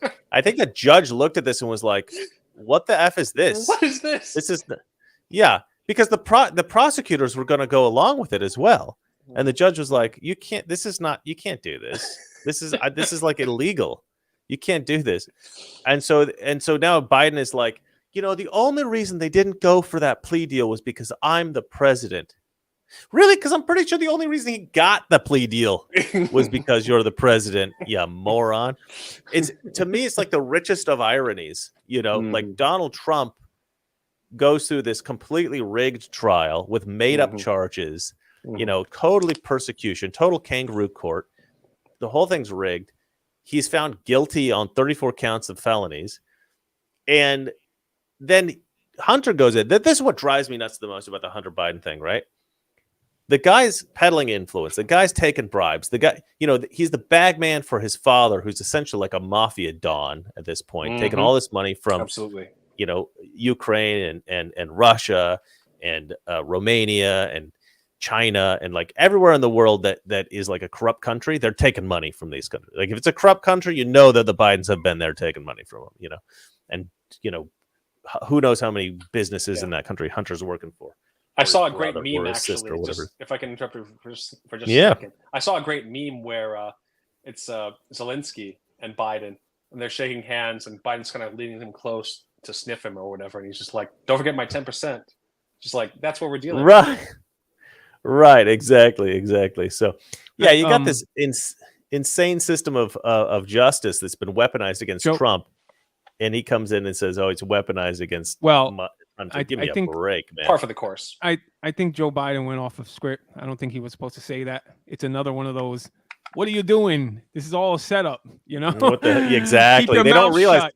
Yeah. Well, because that's the whole thing, right? They did this weapons charge. They did this like idiotic thing about like, filling out lying on the federal form, because they wanted to convict him of something to make it look like the justice system is fair, right? That it's not been weaponized against Trump. It's like justice look, is blind. We can put the president's son in prison or whatever, or he can be convicted. Yeah. Also. They're creating the illusion of neutrality. Oh, we're totally neutral. And so it gives credibility to the idea that Trump actually is guilty, because it's obviously that case is fraudulent, right? Obviously that case was rigged. and everybody knows this, right? Yeah, their whole hold on. No one is above the law. Sort of like a tagline. Exactly, but of course, Hunter's going to get a slap on the wrist, and they're going to try to put Trump in prison for nothing. So Trump doesn't commit a crime. You make up a crime. You create a rigged trial, put him in prison, and then Hunter's committed all these real crimes, but you get him on like some kind of paperwork charge so that we can just like forget about all the other crimes. You try him for that. He's not going to go to prison. You know he's not. He'll get some kind of slap on the wrist nonsense, $1,000 fine or something ridiculous. Dame Frodo Lives jumps in here. She wrote, fourth turning. Anybody read that? Nope. Nobody knows what that is. Sorry, Dave Frodo Lives. Jose jumps in. He goes, Hunter guilty verdict is a trap to compare to Donald J. Trump. Yeah, that's exactly what we're saying. Yeah. Frankly, I fell for it because I texted you a couple days ago. I was just like, oh, this is just the Republicans trying to pretend like they're actually doing something. This is what they always do. They're just like, yeah, we're working for you guys, and they're useless. And you're like, no, it's not the Republicans, it's the Democrats trying to say that like the law is the law, and like, look, we're not biased or anything like that. Yeah. And I wasn't keeping up with it. But you're right in a way, because the Republicans are falling for the trap as well. They're saying look, he has a convicted son, so it's they are falling for that trap. Mm-hmm. I know I talk about Gorka a little bit too much on the show, but I'm going to bring him up anyway. He did this interview the other day. He hasn't sent a text. He hasn't sent a text. It's true. Our fourth masculine host hasn't sent his toxically masculine host. Yeah. Yes. He did this interview the other day. And D'Artagnan to our three musketeers. That's right. Yeah. And I wrote underneath the tweet, because he tweeted it out, and I watched the interview, and I wrote, "The man does not disappoint," or something like that, right? And the reason I wrote that was because I literally meant he did not disappoint, because I'm watching this interview and they ask him this question about the Hunter Biden thing. And as soon as I clicked on it, my thought was, oh man, I hope he says what I would say, which is this gun charge is BS. And what he really needs to be charged with is all these other crimes. And this is just being done to create the illusion of impartiality, right? That's what it is. The illusion of impartiality. Just remember that. Anytime anybody asks you about the Hunter Biden thing, use the term illusion of impartiality. I made it up, but it sounds right. So, I think that's good. That's good, but I don't think I could remember that. Illusion of impartiality. So anyway, so he basically says exactly the same thing I would. And I was so impressed because, it's funny, like there's so many conservatives out there and they get things wrong a lot. And so it's great when you watch somebody who is interviewed about something and you go, dang, that guy got it so totally right. And it's nice because he's a friend of mine. So it was nice. Like I didn't have to be disappointed. So I wrote, the man does not disappoint. Right. But yeah, it's the illusion of impartiality. That's all this Hunter Biden case is. He's not going to prison. Nothing bad's going to happen to him. And also, to some degree, he's sort of being treated like, like Michael in The Godfather, where Michael had to go in and commit the assassination in The Godfather because, nobody else could do it. That nobody was afraid of Michael because Michael wasn't actually part of their mafia. So if they needed these guys assassinated, they sent Michael because everybody thought, oh, Michael's not in it. He's not in the game. So Michael shoots these guys, but now he's marked for death. Right now, these guys are going to take revenge on him. So what does he do? He's got to go all the way back to the old country. He's got to go back to Italy and live there for a little while and hide out. Right.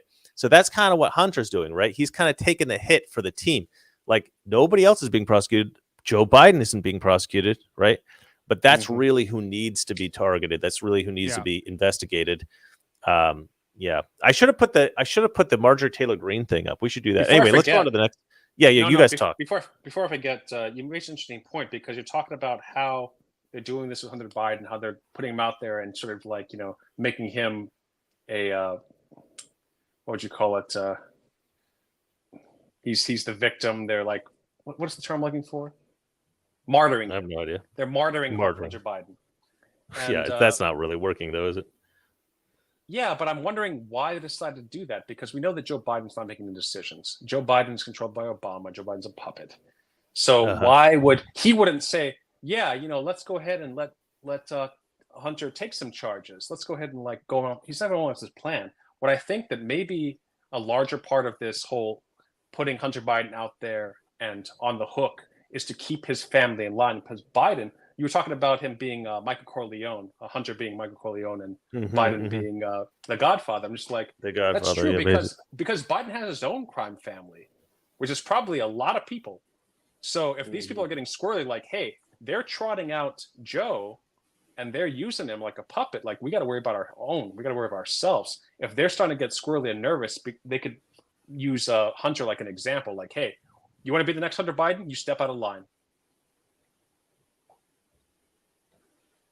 I don't know why, but for some reason I can't change the lighting on my camera right now, so I'm going to be a little bright.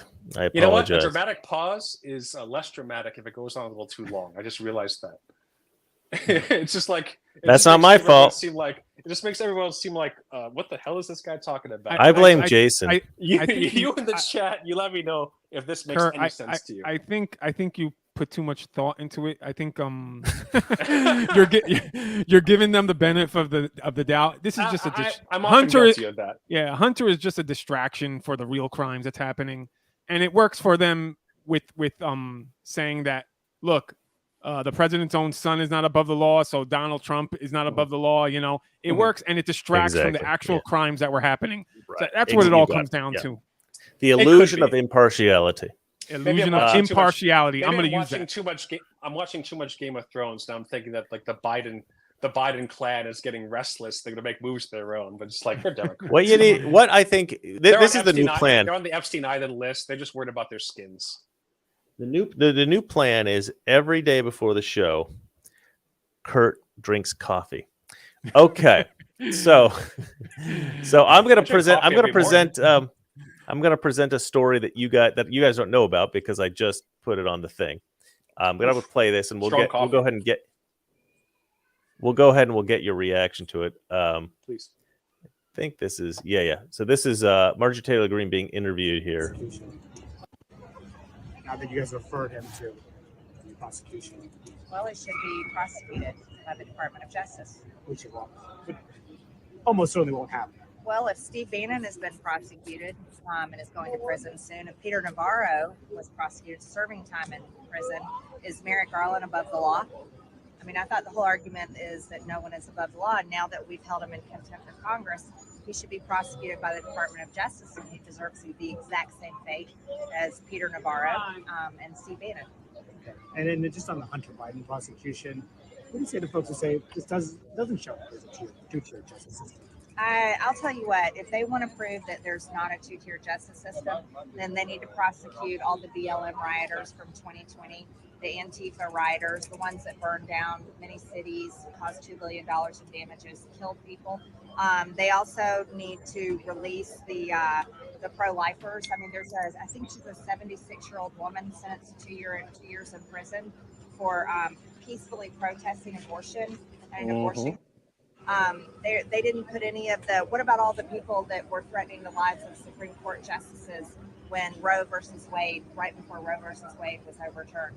When the Department of Justice wants to prosecute those people, then we'll start to reconsider.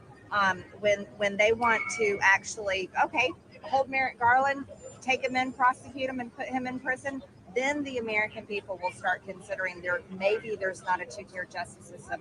But as far as Hunter Biden's concerned, until Biden's Department of Justice prosecutes him for FARA, as soon as they prosecute him for human sex trafficking, which he is absolutely guilty of, and all the problems with the IRS, then the American people will actually go, you know what? Maybe there's not a two-tier justice system.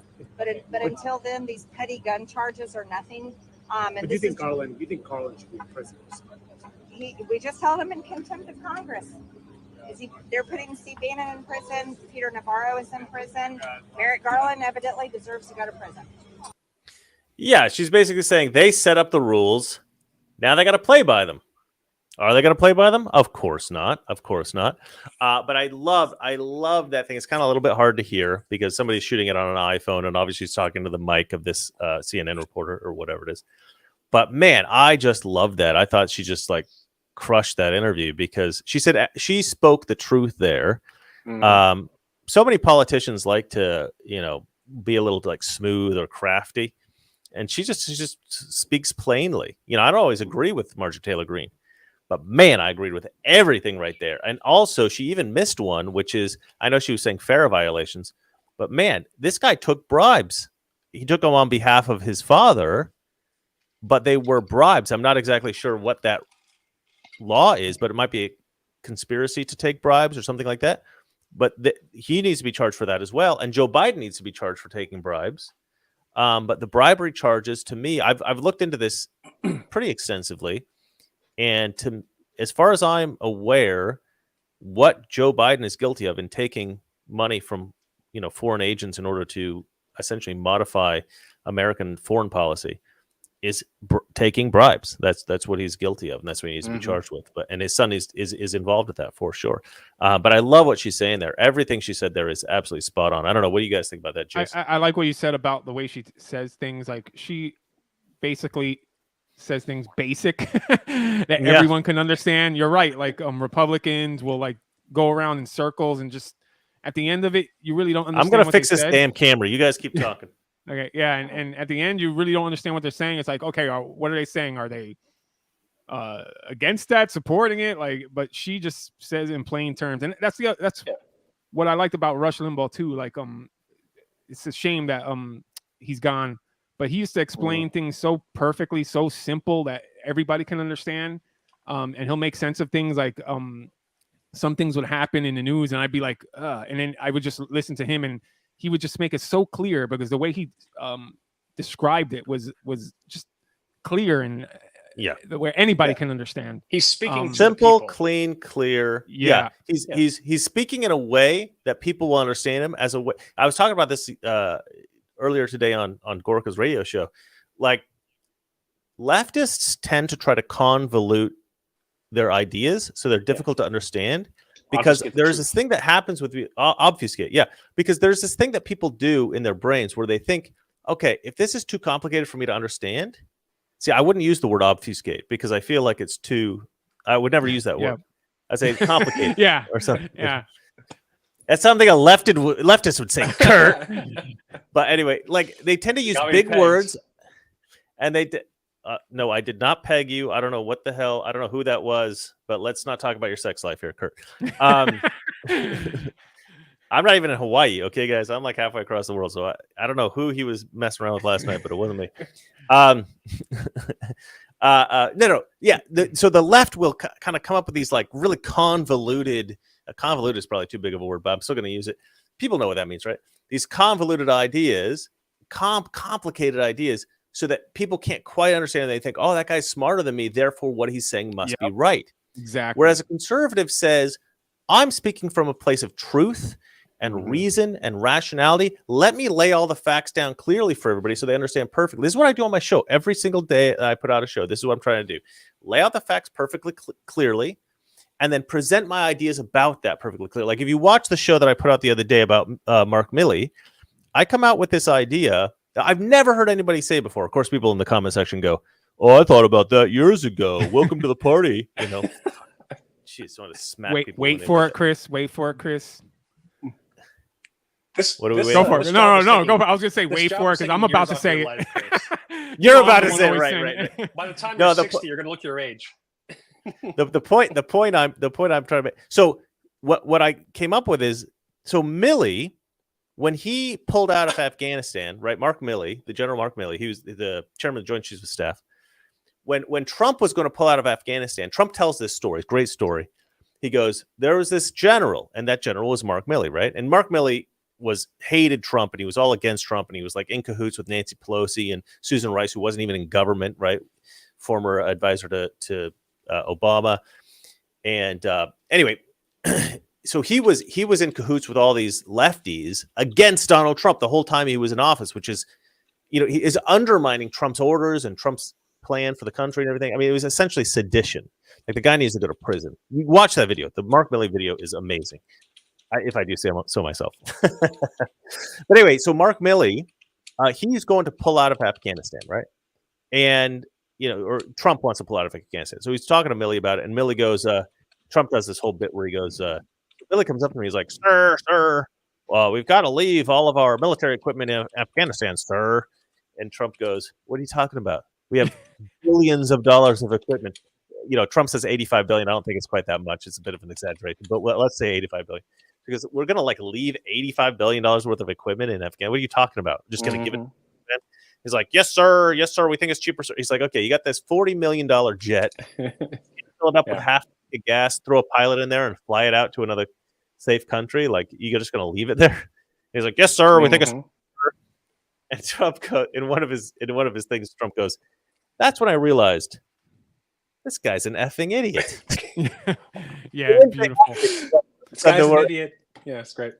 It was too funny, man. And that's what they hate about Trump. This is what we're saying. He just the way they talk. He says it how it is. Yeah. Well, let me finish the story. Let me finish the story. So then, obviously, Biden gets into office by hook or by crook. We won't say anything about that. But anyway, so Biden's in office, and he's still got Mark Milley there, right? And then they pull out of Afghanistan, and what happens? Yep. They leave all the equipment there. Mark Milley gets his way. So I'm doing this video, and I'm thinking about that. And I'm like, why would he do that? Why would he do that? And it occurs to me, Mark Milley has been in the top brass of the military for decades. He knows every private industry contractor that supplies the military with what? Military equipment. So, job security. What is the likelihood that some private, military guys were talking to Mark Milley and being like, it would be pretty nice if the military just oopsie, irresponsibly mishandled some military equipment and had to resupply, right? The more military equipment that you can get the military to resupply by the end of this war, the more it might look good for you, Milley, right? I'm guessing if you did a deep dive investigation into Mark Milley, you'd find a lot of bribes. Bribes. So that's what I think happened. Now, it didn't happen under Trump because Trump, one point, he doesn't play that game. Yeah. One point with that. That's also I think that's treasonous. The other thing, of course, you didn't say in your show is that all those weapons going out into the world in the black market. Maybe you did mention this, but I can't remember. But all those weapons going out in the black, what is it going to cost? Trump mentioned it in his video, so I didn't mention it. It's going to cause chaos, wars. Oh, he did? It's going to cause chaos, wars, and more funding for the military-industrial complex. So yes, and that's exactly right. Yeah, I saw a great meme about this too, where they were saying okay, Biden is the Biden administration, the Democrats, the leftists are trying to take our guns away, but they'll just leave a bunch of guns lying around, military-grade weaponry, hundreds of thousands of weapons, just not to the Taliban. Yeah, you guys in the Taliban that hate gays, hate women, hate all the people that we're trying to appeal to in our country. It's have some weapons, but meanwhile, you guys, American citizens, give us those weapons, you bigots. It's just right. The contrast couldn't be more dramatic. The treasonous Dame part Frodo. about that. Dame Frodo, hold on just one sec. Dame Frodo jumps in, and apparently she's as bad at writing as Jason is at reading. Yeah, exactly. She writes MTG for Spraker of the House, but I think we all know she means Speaker of the House. We'll forgive you for a typo, Dame Frodo. Nobody wants that job. No real politician. But she would be good, wouldn't she? She would be good, wouldn't she? But no, I appreciate it. I appreciate it. And look, I probably make more typos than anybody because I use this swipey keyboard, and it really messes me up a lot. I get a lot of completely ridiculous text. So I'm just teasing you a little bit about the typo. But yeah, MTG for Speaker. I love that idea. Yeah, for sure. I'm glad she brought her up again because what I want to say. Wait, before I forget, Kurt. Before I forget. Back on my other point, because I'm already forgetting. Go ahead. But that's a treasonous part about the whole thing is that those weapons are not the Taliban's not going to keep those weapons. Those weapons are going to go to our enemies, and it's going to go to people like. Well, they're going to keep some of them, but they're going to sell a lot of the bigger ones. Yeah, for sure. I'm not claiming that Russia's our enemy or anything, but I mean, right now with the Biden administration, they are. So you're going to give them weapons. You're going to give China weapons. They can reverse the technology and figure out all our stuff. Yeah, reverse engineer the technology. And I mean, that act right there alone, people should be paying for that. Right there, just that alone. Yeah. Yeah. No. Trump mentioned that in the speech that I played on the show. That's why I didn't. That's why I didn't mention it, because Trump had already said it. But I had considered putting that in, but it was already kind of a long video, so I left it out. Anyway, Kurt, what are you going to forget? I think you hit it on the head. We were mentioning like what is so great about MTG, and it's like her voice isn't great. You know, she's like, it's not necessarily like the way she delivers her message. And I think that actually benefits her and her message. It's like, we know, same thing with Trump. When Trump says something, it might not be polished. It might not be like, it's authentic. Authenticity is something we severely lack in politics. And Marjorie Taylor Greene has it in spades. And that's why she is such a dramatic figure, such a powerful figure, is because when we hear what she says, we can agree, disagree, but unlike the current Speaker of the House, we at least know that what she's saying is what she believes. Right. And therefore we can move forward. Because if I'm listening to you, Chris, or you, Jason, talk, and I don't know if you're telling me what you think, or you're telling me what somebody else told you to say, then why am I even talking to you? I can't trust you. Yeah. Right. Trump, Marjorie Taylor Greene, people like this, we can trust them, we can believe them. Yeah. Well, MMA Fix jumps in with a $5 super chat, and he writes, "I used to be spanker of the house, but that was a dark time in my life." Good. We need to get MMA Fix as the fourth guy on the show. I guess He's too funny. Exactly. He'd be the good comedy. MMA Fix, we might bring you on. Was that a jab at me, Jason? Yes, it was. we'd have a real comedian. Finally. Demon Slayer writes, don't sleep on Palestinian reverse engineering. Those Arabs are crafty. Well, if you go back, Iran was capable of getting one of our drones, and they actually reverse engineered our drone that they captured back in, and now you're seeing they're like one of the top people with drone technology. So there you go. Even back in like the Roman era, and even I think in the Greek, ancient Greece, that kind of time period. The Persians were very intelligent, very high IQ, very well, very, very advanced. The credit to their race. Well spoken. Well, as Joe Biden would say. Kurt. Poor kids are just as bright as white kids. I just want to point that out. These are Joe Biden quotes, ladies and gentlemen. This is not me being a moron. I'm quoting Joe Biden. But yeah. Sorry, what were you saying, Jason? I gotta go. No, I was done. It was just that like they just gave them all our technologies, all our weapons, it's man, it's not the America that I grew up in. Yeah. All right, shall we move on to the next story, sir? Yep. There's a super chat.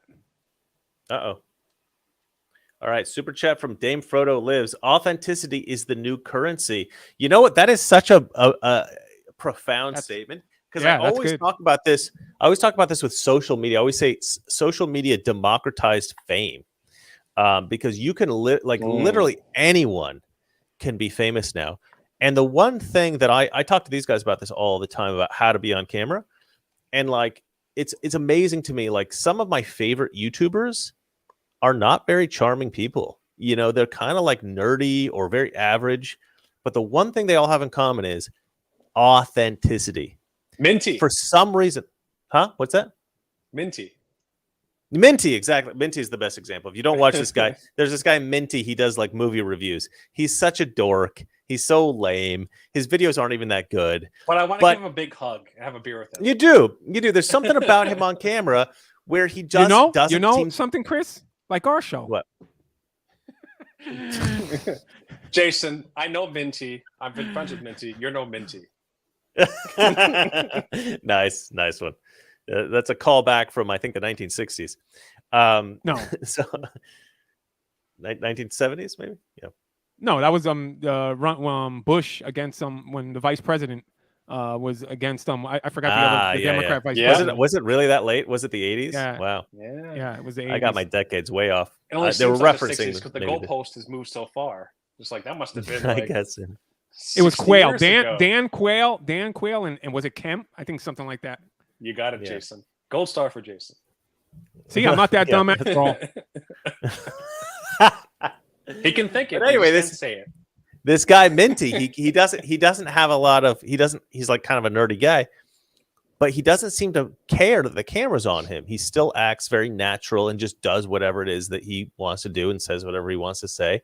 And it comes across as very authentic. So you feel like, even if it's not the kind of guy you would normally be friends with in real life, he's a joy to watch. And I think that's. And who's the left what? have in comparison? They have AOC. They have. Who does the left have? Right. Yeah, Kamala Harris.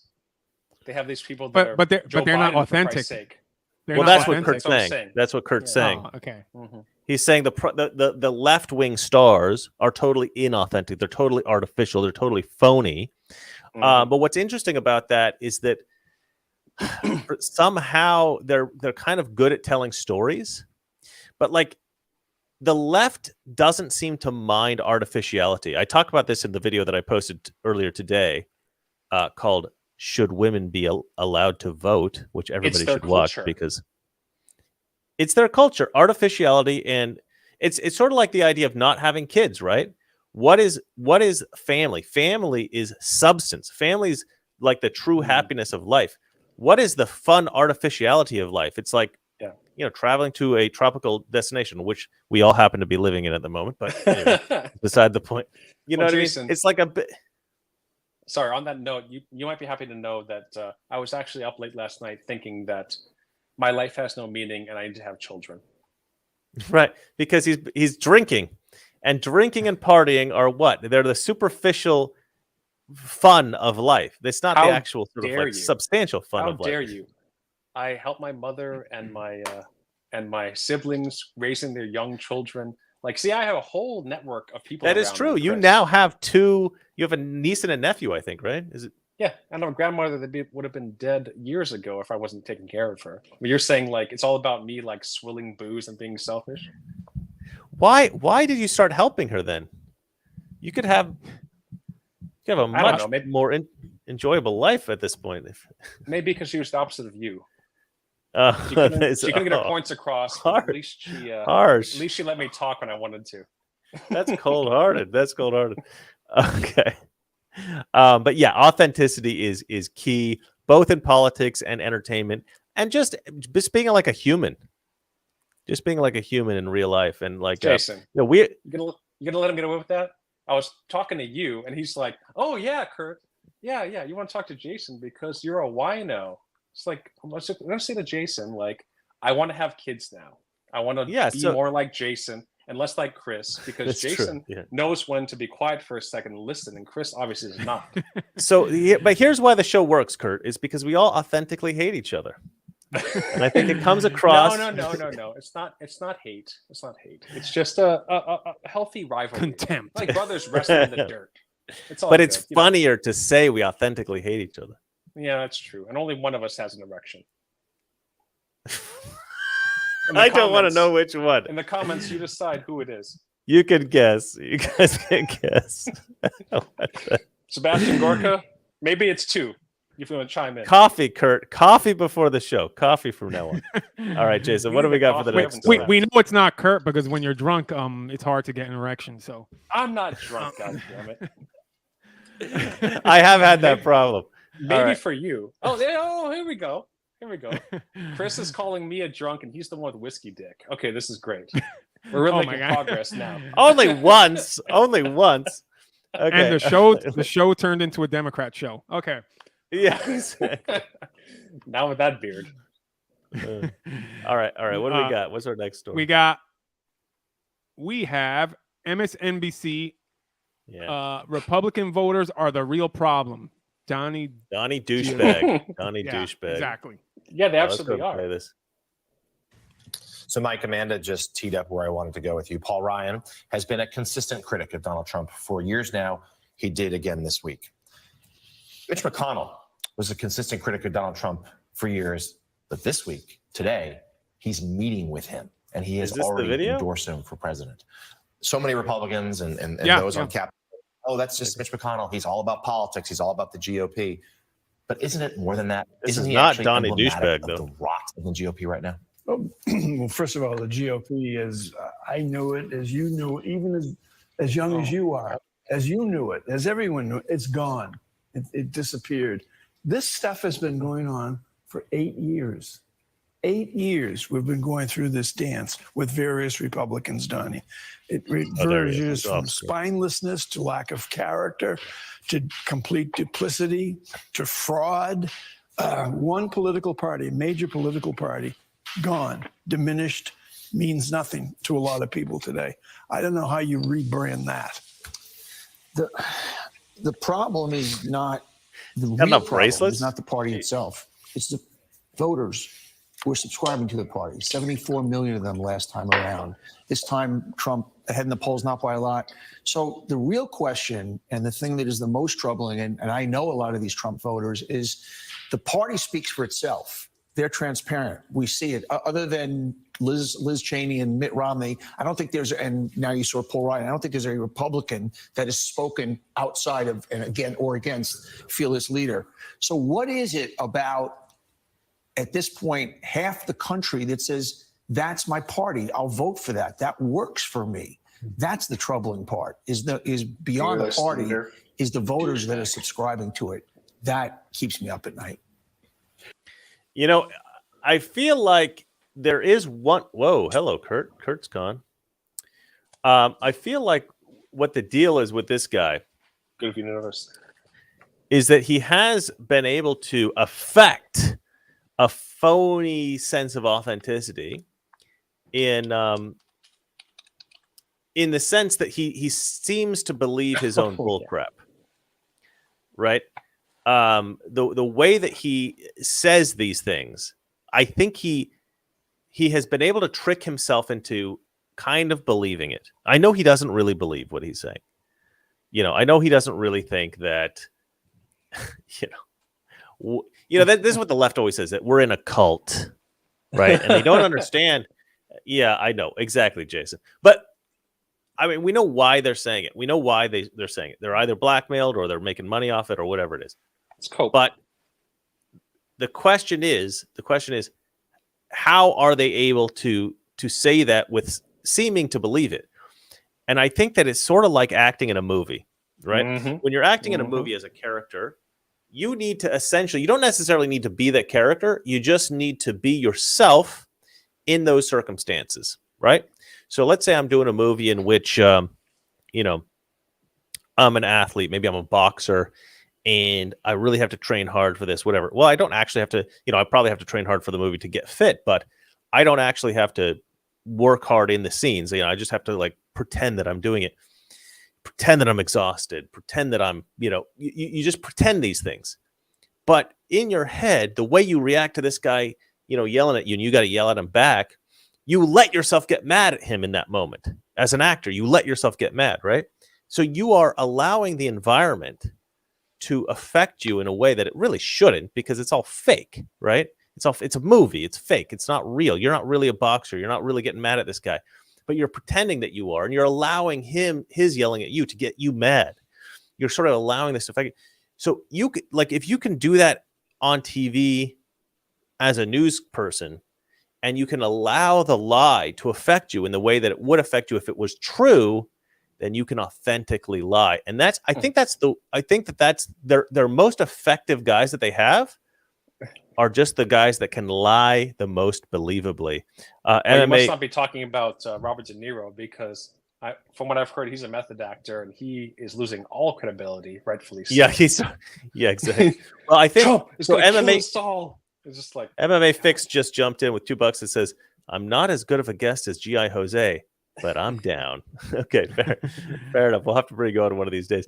MMA Fix. Yeah. I don't know if we want someone like that on the show, because when I hear the name, I'm thinking someone's going to get me in a hold that I can't escape from, and then cut my balls off. But maybe that's just only me. rhetorically. MMA Fix. It's like, okay. He can't do that over the only spiritually over Skype or whatever this is. All right, Jason, what do we got? What are you thinking about this Donnie douchebag story? Man, I had a lot to say earlier when I read the article, but I just want to say, the Republican Party is now the Trump Party, man. That's it. Like, yeah, get over it. Like it's happening. And yeah, I mean these people in the media, in the what do they call this media? It's done. MSM, They don't have the mainstream media. They don't have the influence that they had before. They're not going to change people's minds anymore. You know, and they're angry. They're pissed off at that. And they're angry. Yeah, for sure. So they need to get over themselves. The Trump sort of idolization of Trump thing that they keep claiming that we have, it's so dumb. It's funny that you forgot the term mainstream media. You do tend to forget simple terms sometimes. I do that too, though. Like if I'm at I think I mentioned this before on the show. If I'm at Subway, I don't know why. But spinach. I can never think of the damn word spinach. I was at the point to it and go, that's you know, Chris. It's always only on the show when I have to actually say something that. No, I know it is because I talk to you on the phone in real life. You know, and you're like. Normal. It's the same with me. Like I'm on the spot and I'm like, Jason, why can't I think of what that leafy Jason, green drink stuff a little is? bit more. Instead of forgetting the shit you should say, I say the shit I shouldn't say. Maybe somewhere in the middle. Just a sip. No, you slur the stuff you shouldn't say. Get it right, Kurt. Well, and you never shut up, so maybe we can meet in the middle there too. But yeah, Kurt is not enjoying my continuously pointing out that his drunkenness is not helping the show. But it's true. Yeah, okay. But yeah, look, the whole idolization of Trump thing here. Let me explain to Democrats real quick, and I think everybody should explain to their Democrat friends why we like Trump. We don't really like Trump because we think Trump is an amazing guy. We don't think Trump is, you know, potentially the best conservative ever or whatever. Like the reason we like Trump is that Trump is effective. Trump allows the conservative philosophy, the conservative ideas to be implemented in DC. And the reason is because he's a businessman, he's a problem solver. Yep. And then we love Trump on top of that because because a politician. He's not a politician. And like Kurt said, he says it like it is. We appreciate that as well, obviously big time. But then the last thing is we love the fact that they hate him. Yes. The fact that the left wants to destroy Donald Trump, it's like, okay, we know, you know how they always say, like, you know, you're over the target if you're taking flack or whatever. So that's what we get with Trump. Trump takes more flack than anybody else in the world. Yep. Okay. So we know that that's the guy that just drives them nuts. And they're all corrupt. So that's the guy we want. You know what Trump represents? He represents me. He represents Chris. He represents Kurt. Like if we were president, that's exactly what we would envision how we would actually go about it. We would hope that we would be as good as Trump. Yeah, exactly. But Trump's actually able to do it. And I think a lot of it has to do with the fact that he's run this $1 billion industry for such a long time, $1 billion business. And you have to, when you're in that position, you have to work with heavy hitters. You have to negotiate with heavy hitters a lot. And a lot of the people in Washington, D.C., and even a lot of the other world leaders are kind of small time compared to what Trump's have to deal with his whole life, especially people in Washington, D.C. But I think other world leaders, he kind of is like, okay, we understand each other. Like when he talks about, he has respect for like Kim Jong-il, or what is it, Kim Jong-un? I can't remember which one it is, the father or the son, but, or, you know, the leader of China, Xi Jinping, or, you know, Putin or something. When he talks about having respect for these guys, is because he recognizes that they've done throughout their life the same thing he's done, which is dealt with very formidable people in very difficult negotiations and come out on top. And so they get each other, right? It's like this negotiation game. Who has more power? Who has more leverage? What can they say to get what they want? And they get that. They understand that. He goes against somebody like Nancy Pelosi. He knows that she's a flyweight. You know, she knows she's just like a little small 2-bit criminal, small-time con artist, you know. And so he kind of dismisses these people. And that's another reason they hate him. They also hate him because they know he's better than them. And you know what? I don't care. You know, at the end of the day, I don't actually think that there's a lot of things about Trump that, you know, I might want to change in, like, you know, if I were magic and I could just make Trump exactly what I want, I might change him a little bit, you know, but it's okay. The things I don't necessarily love about Trump, I can deal with that, right? I can compromise on that, you know, like, because he gets the conservative ideas implemented. I agree with you, but on top, I'm going to have to say that Trump is a great man. He's not a politician. He's not a career politician. So he actually he is a great man. He is a great man. He did something 100%. In the real world. He established a company. He made billions. He you know, he's accomplished a lot that none of these politicians, career politicians, can. He was a great man before he was a president, and he was an even greater man once he became president. Exactly. And now he's a persecuted great man, and he will be an even greater man. I think in his second term. What can you say about Obama? He planned this a long time too. Way back in the day, he was planning. This is his end game. He was like, "I'm going to give back to this country." You mean like when he was being interviewed when he was in his 30s and stuff? Yeah, yeah. So he's like you, Chris. You're the future Trump. That's you need guys the like idea. Jason and me to keep you in line. But I mean, you look at Obama, you look at Biden, you look at all these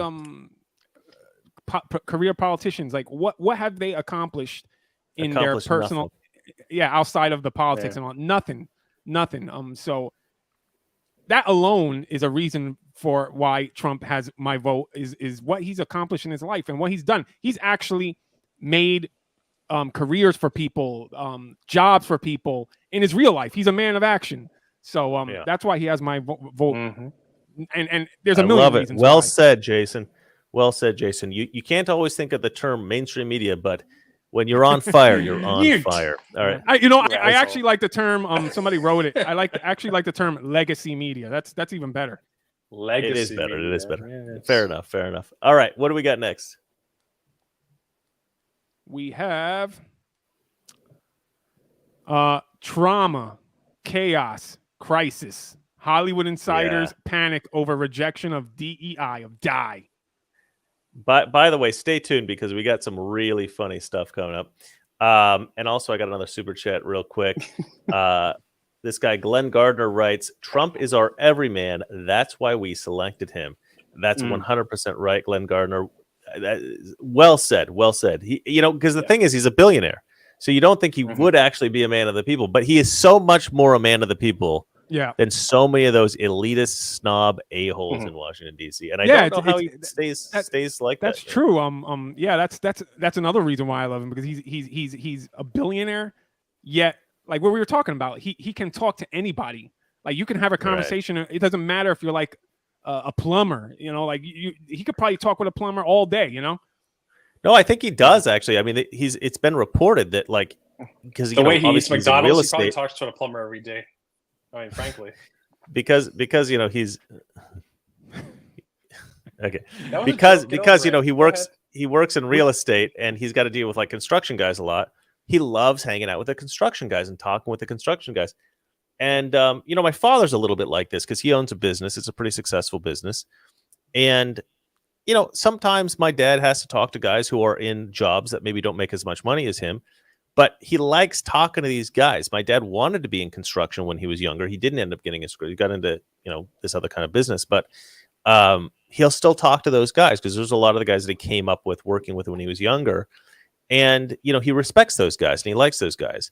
And, I think Trump's the same way. I think Trump actually really respects the people. And that's the thing. You don't have to be an everyman to be an everyman, right? You know what I mean? You don't have to make like, you don't have to be in construction, work a construction job, digging ditches to be an everyman. You just have to respect the guy digging ditches. What's funny? Like the Democrats try their hardest to put Biden as that person that Trump is. I know. They try to make him the everyman. I'm like, you're kind of. He took the train. He took the train. And some idiots are falling for it, like on their side. It's like, come on, wake up, people. Yeah, they always talk about how he's from Scranton. He's from Scranton. Yeah. He's from Scranton. He's just like a working class Joe. That guy in real life would never give an average dude the time of day. I mean, let's just face it. Yeah. Come on. If he's not, if my grandmother was actually from. My grandmother actually was from Scranton. She's actually from a place called Duryea, which is close. But so I kind of know that area. I've been around that area, and Joe Biden's not really that kind of a guy at all. All right, let's look at this news story. That was a great post. Yeah, it was a great post. Thank you, Glenn Gardner. Trauma, chaos, crisis. Hollywood insiders panic over the rejection of DEI. Did you guys read this story? Yes, I did. I love this story. It's crazy because like they're fighting their hardest to like Hollywood to rejected not, me to not make and my money. genius, and now I want it all burned down to the ground, and I'll piss on the ashes. Mr. Reagan quote. No, but well, but, it's not like, quite. It's not that. No, it's not that. I want them to make good films and TV shows. that's what I'm saying. But like with this article, they're actually fighting like the obvious. Stop with this DEI, and you'll start making money again. But it's for them, it's like a disaster. For them, it's like the end of the world. Mm-hmm. Well, what's interesting is that the article. Let me explain the article for you guys real quick. They're not actually talking about rejecting DEI in terms of casting. They're talking about rejecting DEI in terms of like directing and writing and that kind of stuff. Because in Hollywood, I think the obvious DEI diversity stuff are these actors they're bringing. They're bringing like this gay black actor for Doctor Who. Okay. They're bringing in like every Marvel character that you can imagine has been replaced with a woman and almost always a woman of color. Right. And it's like, why? Why do you keep doing that? And that is obviously detrimental because they're not bringing in people who are talented or who fit the role well. They're just bringing in this like this is the DEI checkboxes, right? This is all they're doing, which is obviously destroying all their projects. But what's far, far worse, I think, is the behind the scenes stuff that you don't see. So they won't hire straight white male writers. They won't hire straight white male directors. They won't hire anybody. I mean, maybe a DP. That's the only thing that they would probably hire that's a straight white male anymore, because a DP is a very technical job. And if you don't know how to run a camera correctly or set up lighting, you can't do, what are you going to do? You can't do it. So they need the DPs that have been there a million years. So the only people probably on a set right now that are straight white men are DPs, right? Director of photography, cinematographer. But it's crazy. Like there was this film, what was it? Madam Web. Did you guys see Madam Web? Oh no. No one did. No, I did. I did because there was a day when I was completely burned out from work. No, I was on Disney Plus. I have Disney Plus. So you're paying. I was like, Jason, just give me a second, okay? No need to scream at me every 6 seconds. Let me finish what I'm saying. I need all the different streaming because I need to know. Jason, shut the hell up, okay? Let me talk. All right. So look, I'm sitting there and I'm like doing my work and I'm getting totally burned out, right? So I need to like take a nap or something. So I lay in bed and I start flipping through just to see what's going on right now. And I see this Madam Web thing that I had heard about. That's like the worst thing. I heard this like the worst movie that they put out in like ages, right? And so I thought, you know what? I want to see if this lives up to the hype. I want to see if this actually is as bad as they say that it is. And let me tell you guys, like, do you remember that show, The Room? I think it was called The Room with Tommy Wiseau, his movie. Yeah, Tommy Wiseau. I did hit her. I did not do it. I did not. You remember that? Uncanny. This was kind of like that. I mean, I'm not kidding. I'm not kidding. This was like that bad, except the only difference is like the Tommy Wiseau thing. You know how like that movie seemed to have been shot on like fairly decent cameras. And like, it seemed like there was. Wait a minute. Are you saying the production value for The Room was better than Madam Web? Is that what you're telling me? No. A 20-year-old movie? Obviously, the Madam Web cinematography was good, and the special effects were okay, and there was some digital effects that looked pretty good, but like the Tommy Wiseau thing had a sort of sense of professionalism here or there, which is why it was so amazing. Because you're like, clearly somebody put a lot of money and time and energy into this. Yeah, there was like actual green screen, like on the roof. It was all green screen. And it looked professional. Millions of dollars went into it. Yeah, millions. It's crazy how much money went into that and how professional they tried to make it, and how far from the mark they were. Because there were obviously the really funny stuff that comes from Tommy Wiseau primarily, and it's like, and these sex scenes which are really gratuitous and like all these things that are just like Jason, just can you bring crack you up. So that's why he did it. What we're talking about? Huh? Oh yeah, sure, we could do that. No, I'm just kidding, of course. Well, listen. Point is, that movie was like laugh out loud funny because you had these moments like the I did not, that kind of stuff. But even in the moments where he's not being hilariously funny, it's still got this weird awkwardness throughout the movie. Like it's still like a little off from what a good movie should be. Yeah, it's there's something wrong the whole time. You're like, it's kind of like it's trying to be professional, but it's like it's missing made the by mark. aliens that don't know what human interaction is like. Yes, exactly. This is like what Madam Web is. Madam Web is like the whole way through, from beginning to end. Clearly, they're trying to be professional, but it's a disaster. I don't even know how you would do a movie like this. It almost seemed like intentional. Like it's so bad. And then so I looked up who the director was, and of course, it's a woman. Of course, they get women writers, they get a woman director, and this woman she had done TV, but she'd never done movies. And I remember looking at it, and I actually thought to myself, I wonder if this director had done TV, because a lot of this looks like what they would do for a TV show. And I looked it up, and sure enough, it was a TV director, but it wasn't just any TV director. It was a female TV director, because of course it was.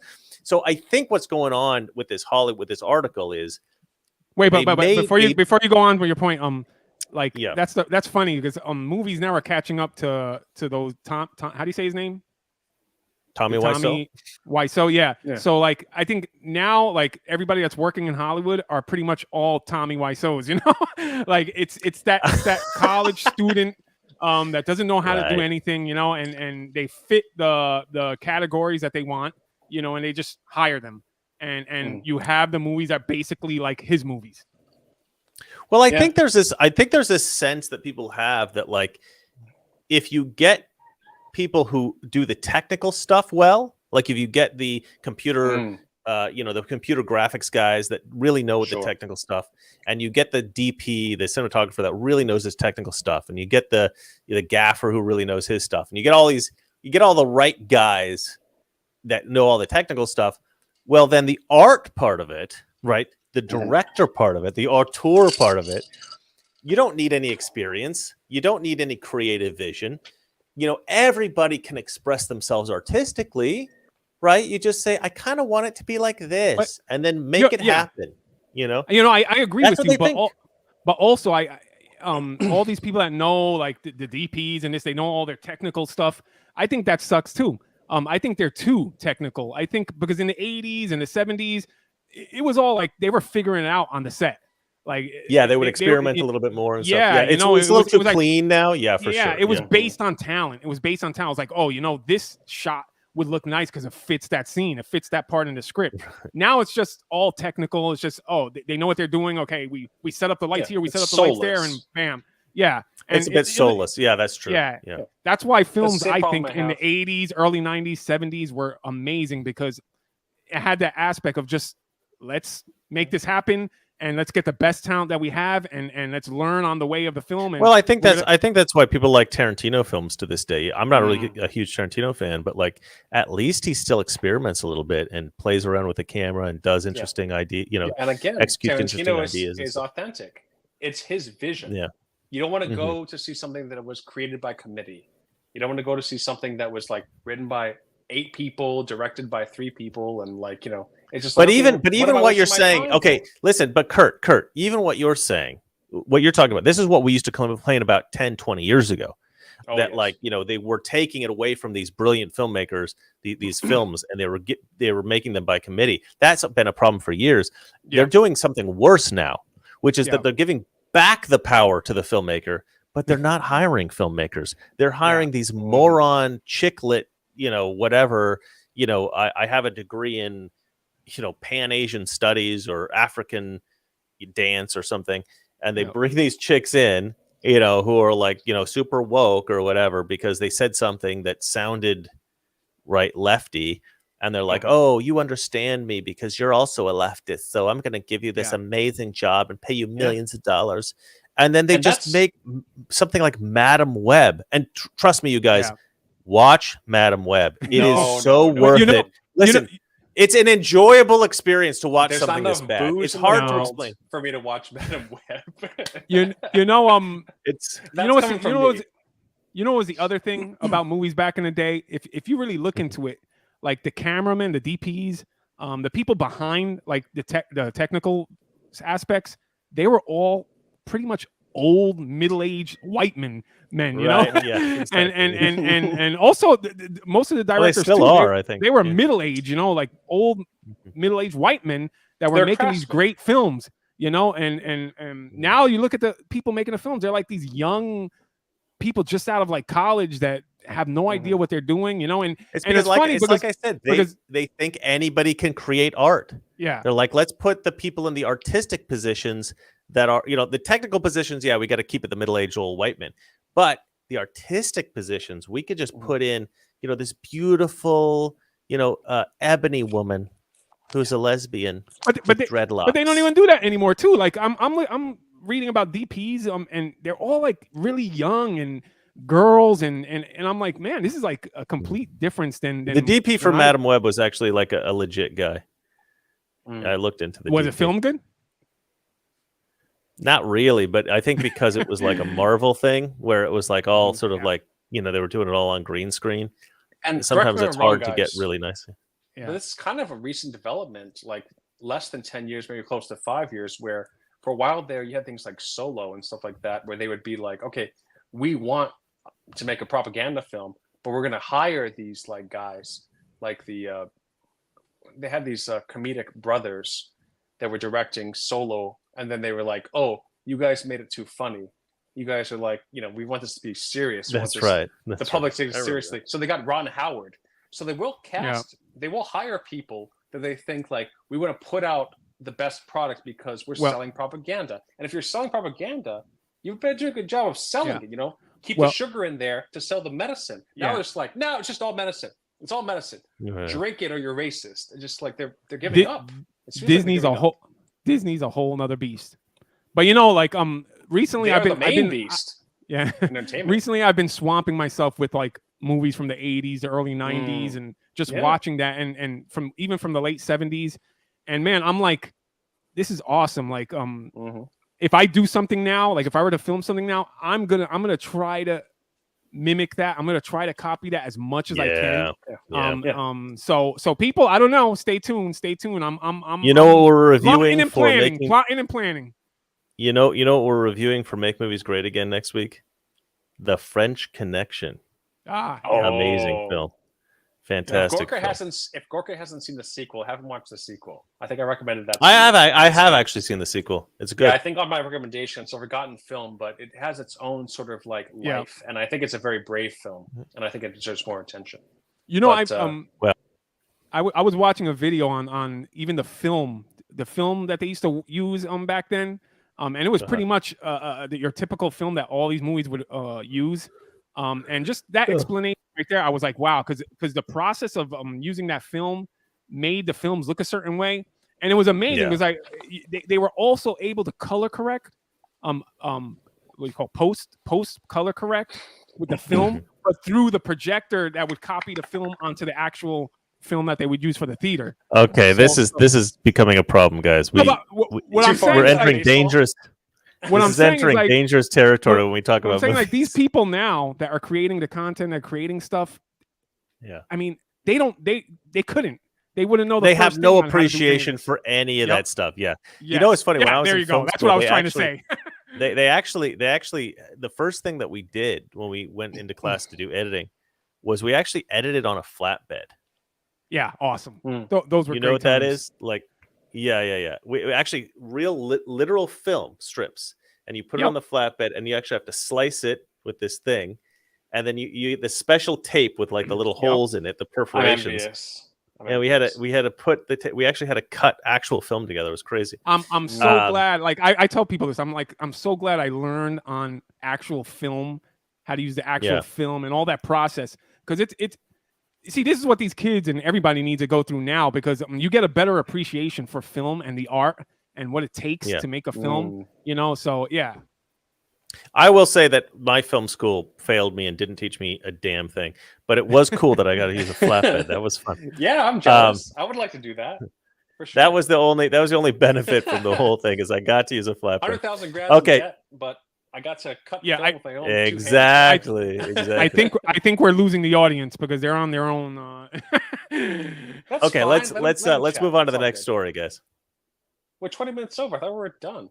Oh, anyway. No, we have three. We now have the comedy stuff to do. So what do we got here? Who did it better? Biden versus Baby, round 3. Okay, this was pretty funny. She knows so long as she was denied, our freedom can never be secured.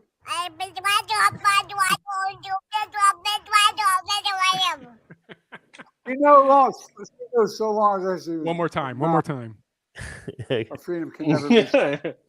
All right, DJ Khaled.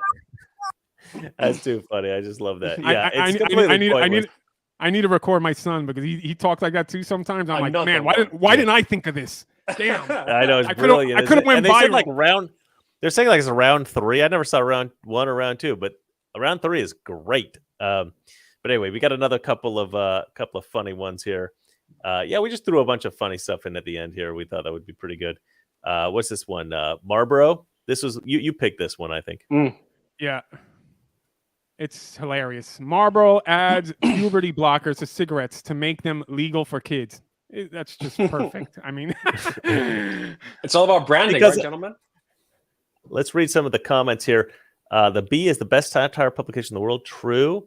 It turns out smoking in the 80s was healthier than cutting your dick off in 2024. Wow. Point of view, reading about the bad effects of cigarettes. Good. Yeah. The sad part is that it could happen. Well, yeah, that's the thing, right? Like, we know cigarettes are bad for you. Yeah. But the funny thing is that obviously puberty blockers are worse for kids than cigarettes. Yep. And yet they are somehow legal. Well, I mean, sad and weak. if you talk to a leftist, then cigarettes are nothing more than late-term abortion, right, guys? It's pretty hardcore, Kurt Franklin. Hey, all right. Here. And then we got a couple more here. This one says Biden says the economy is just as vibrant and healthy as he is. I thought that was quite a good one. I thought that was pretty brilliant. And then the last one we got here, I think this is my favorite, actually. This really is rapid fire. Exactly. Man arrested for urinating on new Pride urinals. And I just love this one. Because we actually made the comment previously, I think in the last episode, that like people are getting arrested for putting tire marks on Pride flags that have been painted on the street. Like the street is where cars drive. Of course, you're going to get tire marks on the Pride. If you don't want the tire marks on the Pride flag, paint the Pride flag on a wall. Why would you put it on the street if you don't want tire marks on it? So if I thought this was absolutely if genius. you're still convinced we live in a free country, stuff like that will make you rethink that. Well, what do they say? You know who controls you by who you're not allowed to criticize. Yep. Well said. Yeah. Anyway. So that was our show for today. I thought that was quite funny and quite enlightening, and we talked about a lot of stuff that doesn't matter. And you know, sometimes it's good to talk about stuff that doesn't matter. But I think we talked about a couple things that do matter. Hey, if we talked about things that were going to destroy this country all the time, then we need therapy or extra time in church. So it's like it's all actually. Who is it? My buddy Scott Pressler. So Scott Pressler is on X. You know, he's a big star on X, and he's currently in a fight with a reporter, this woman, who keeps posting things about. She's kind of like Jason, like she's very black-pilled. She's like, voting doesn't matter. They're gonna steal the election anyway. Blah blah blah blah blah. And Scott's coming in, and he's like, listen, maybe be a little optimistic, like. You know, it doesn't have to be like doom and gloom every friggin' post. Like, lady, this is perfect because Jason's between you and me, and he represents the midline between our two. Like, well, I hate to take the side. I hate to take the side of a gangly gay man as opposed to, an attractive woman. Hey, I'm not gay. Unfortunately, I lost you. Hold on a second. And I'm not an attractive woman. Headphones went out. Give me 1 second. He's gone. Now thank God. Okay, Jason, the show's ours. What do you got to say? It's your time to shine, boy. Let's go. Why are you putting me on the spot? It's your time to shine, Kurt. Go for it. Well, good one. I forgot what I was going to say about the last story, so I guess we'll just wait for Chris to come back. But Gay anyway, pride, gay flag. I'm back. I'm back. Oh, God damn it. I was almost ready. You were gone a little bit too, not long enough. You're just going to mock me ruthlessly? Kurt's completely lost when you're gone, Chris. It's true of many people. Yeah, Jason. You tell Chris that, but you and I and the rest of the audience were here. So saw what actually happened. Go ahead, Chris. All right. Next episode, Kurt's going to be on nothing but coffee. Isn't that right, Kurt? Oh, I'm not going to be on this show? That's good to know. Going to be a lot done around the house. All right. Jason, it's been a pleasure. Kurt, see you next time. Maybe. And remember, ladies and gentlemen, it's not that our liberal friends are ignorant. It's just they know so much. That is not so. All right. We will see you on Monday. Good night. What's going on?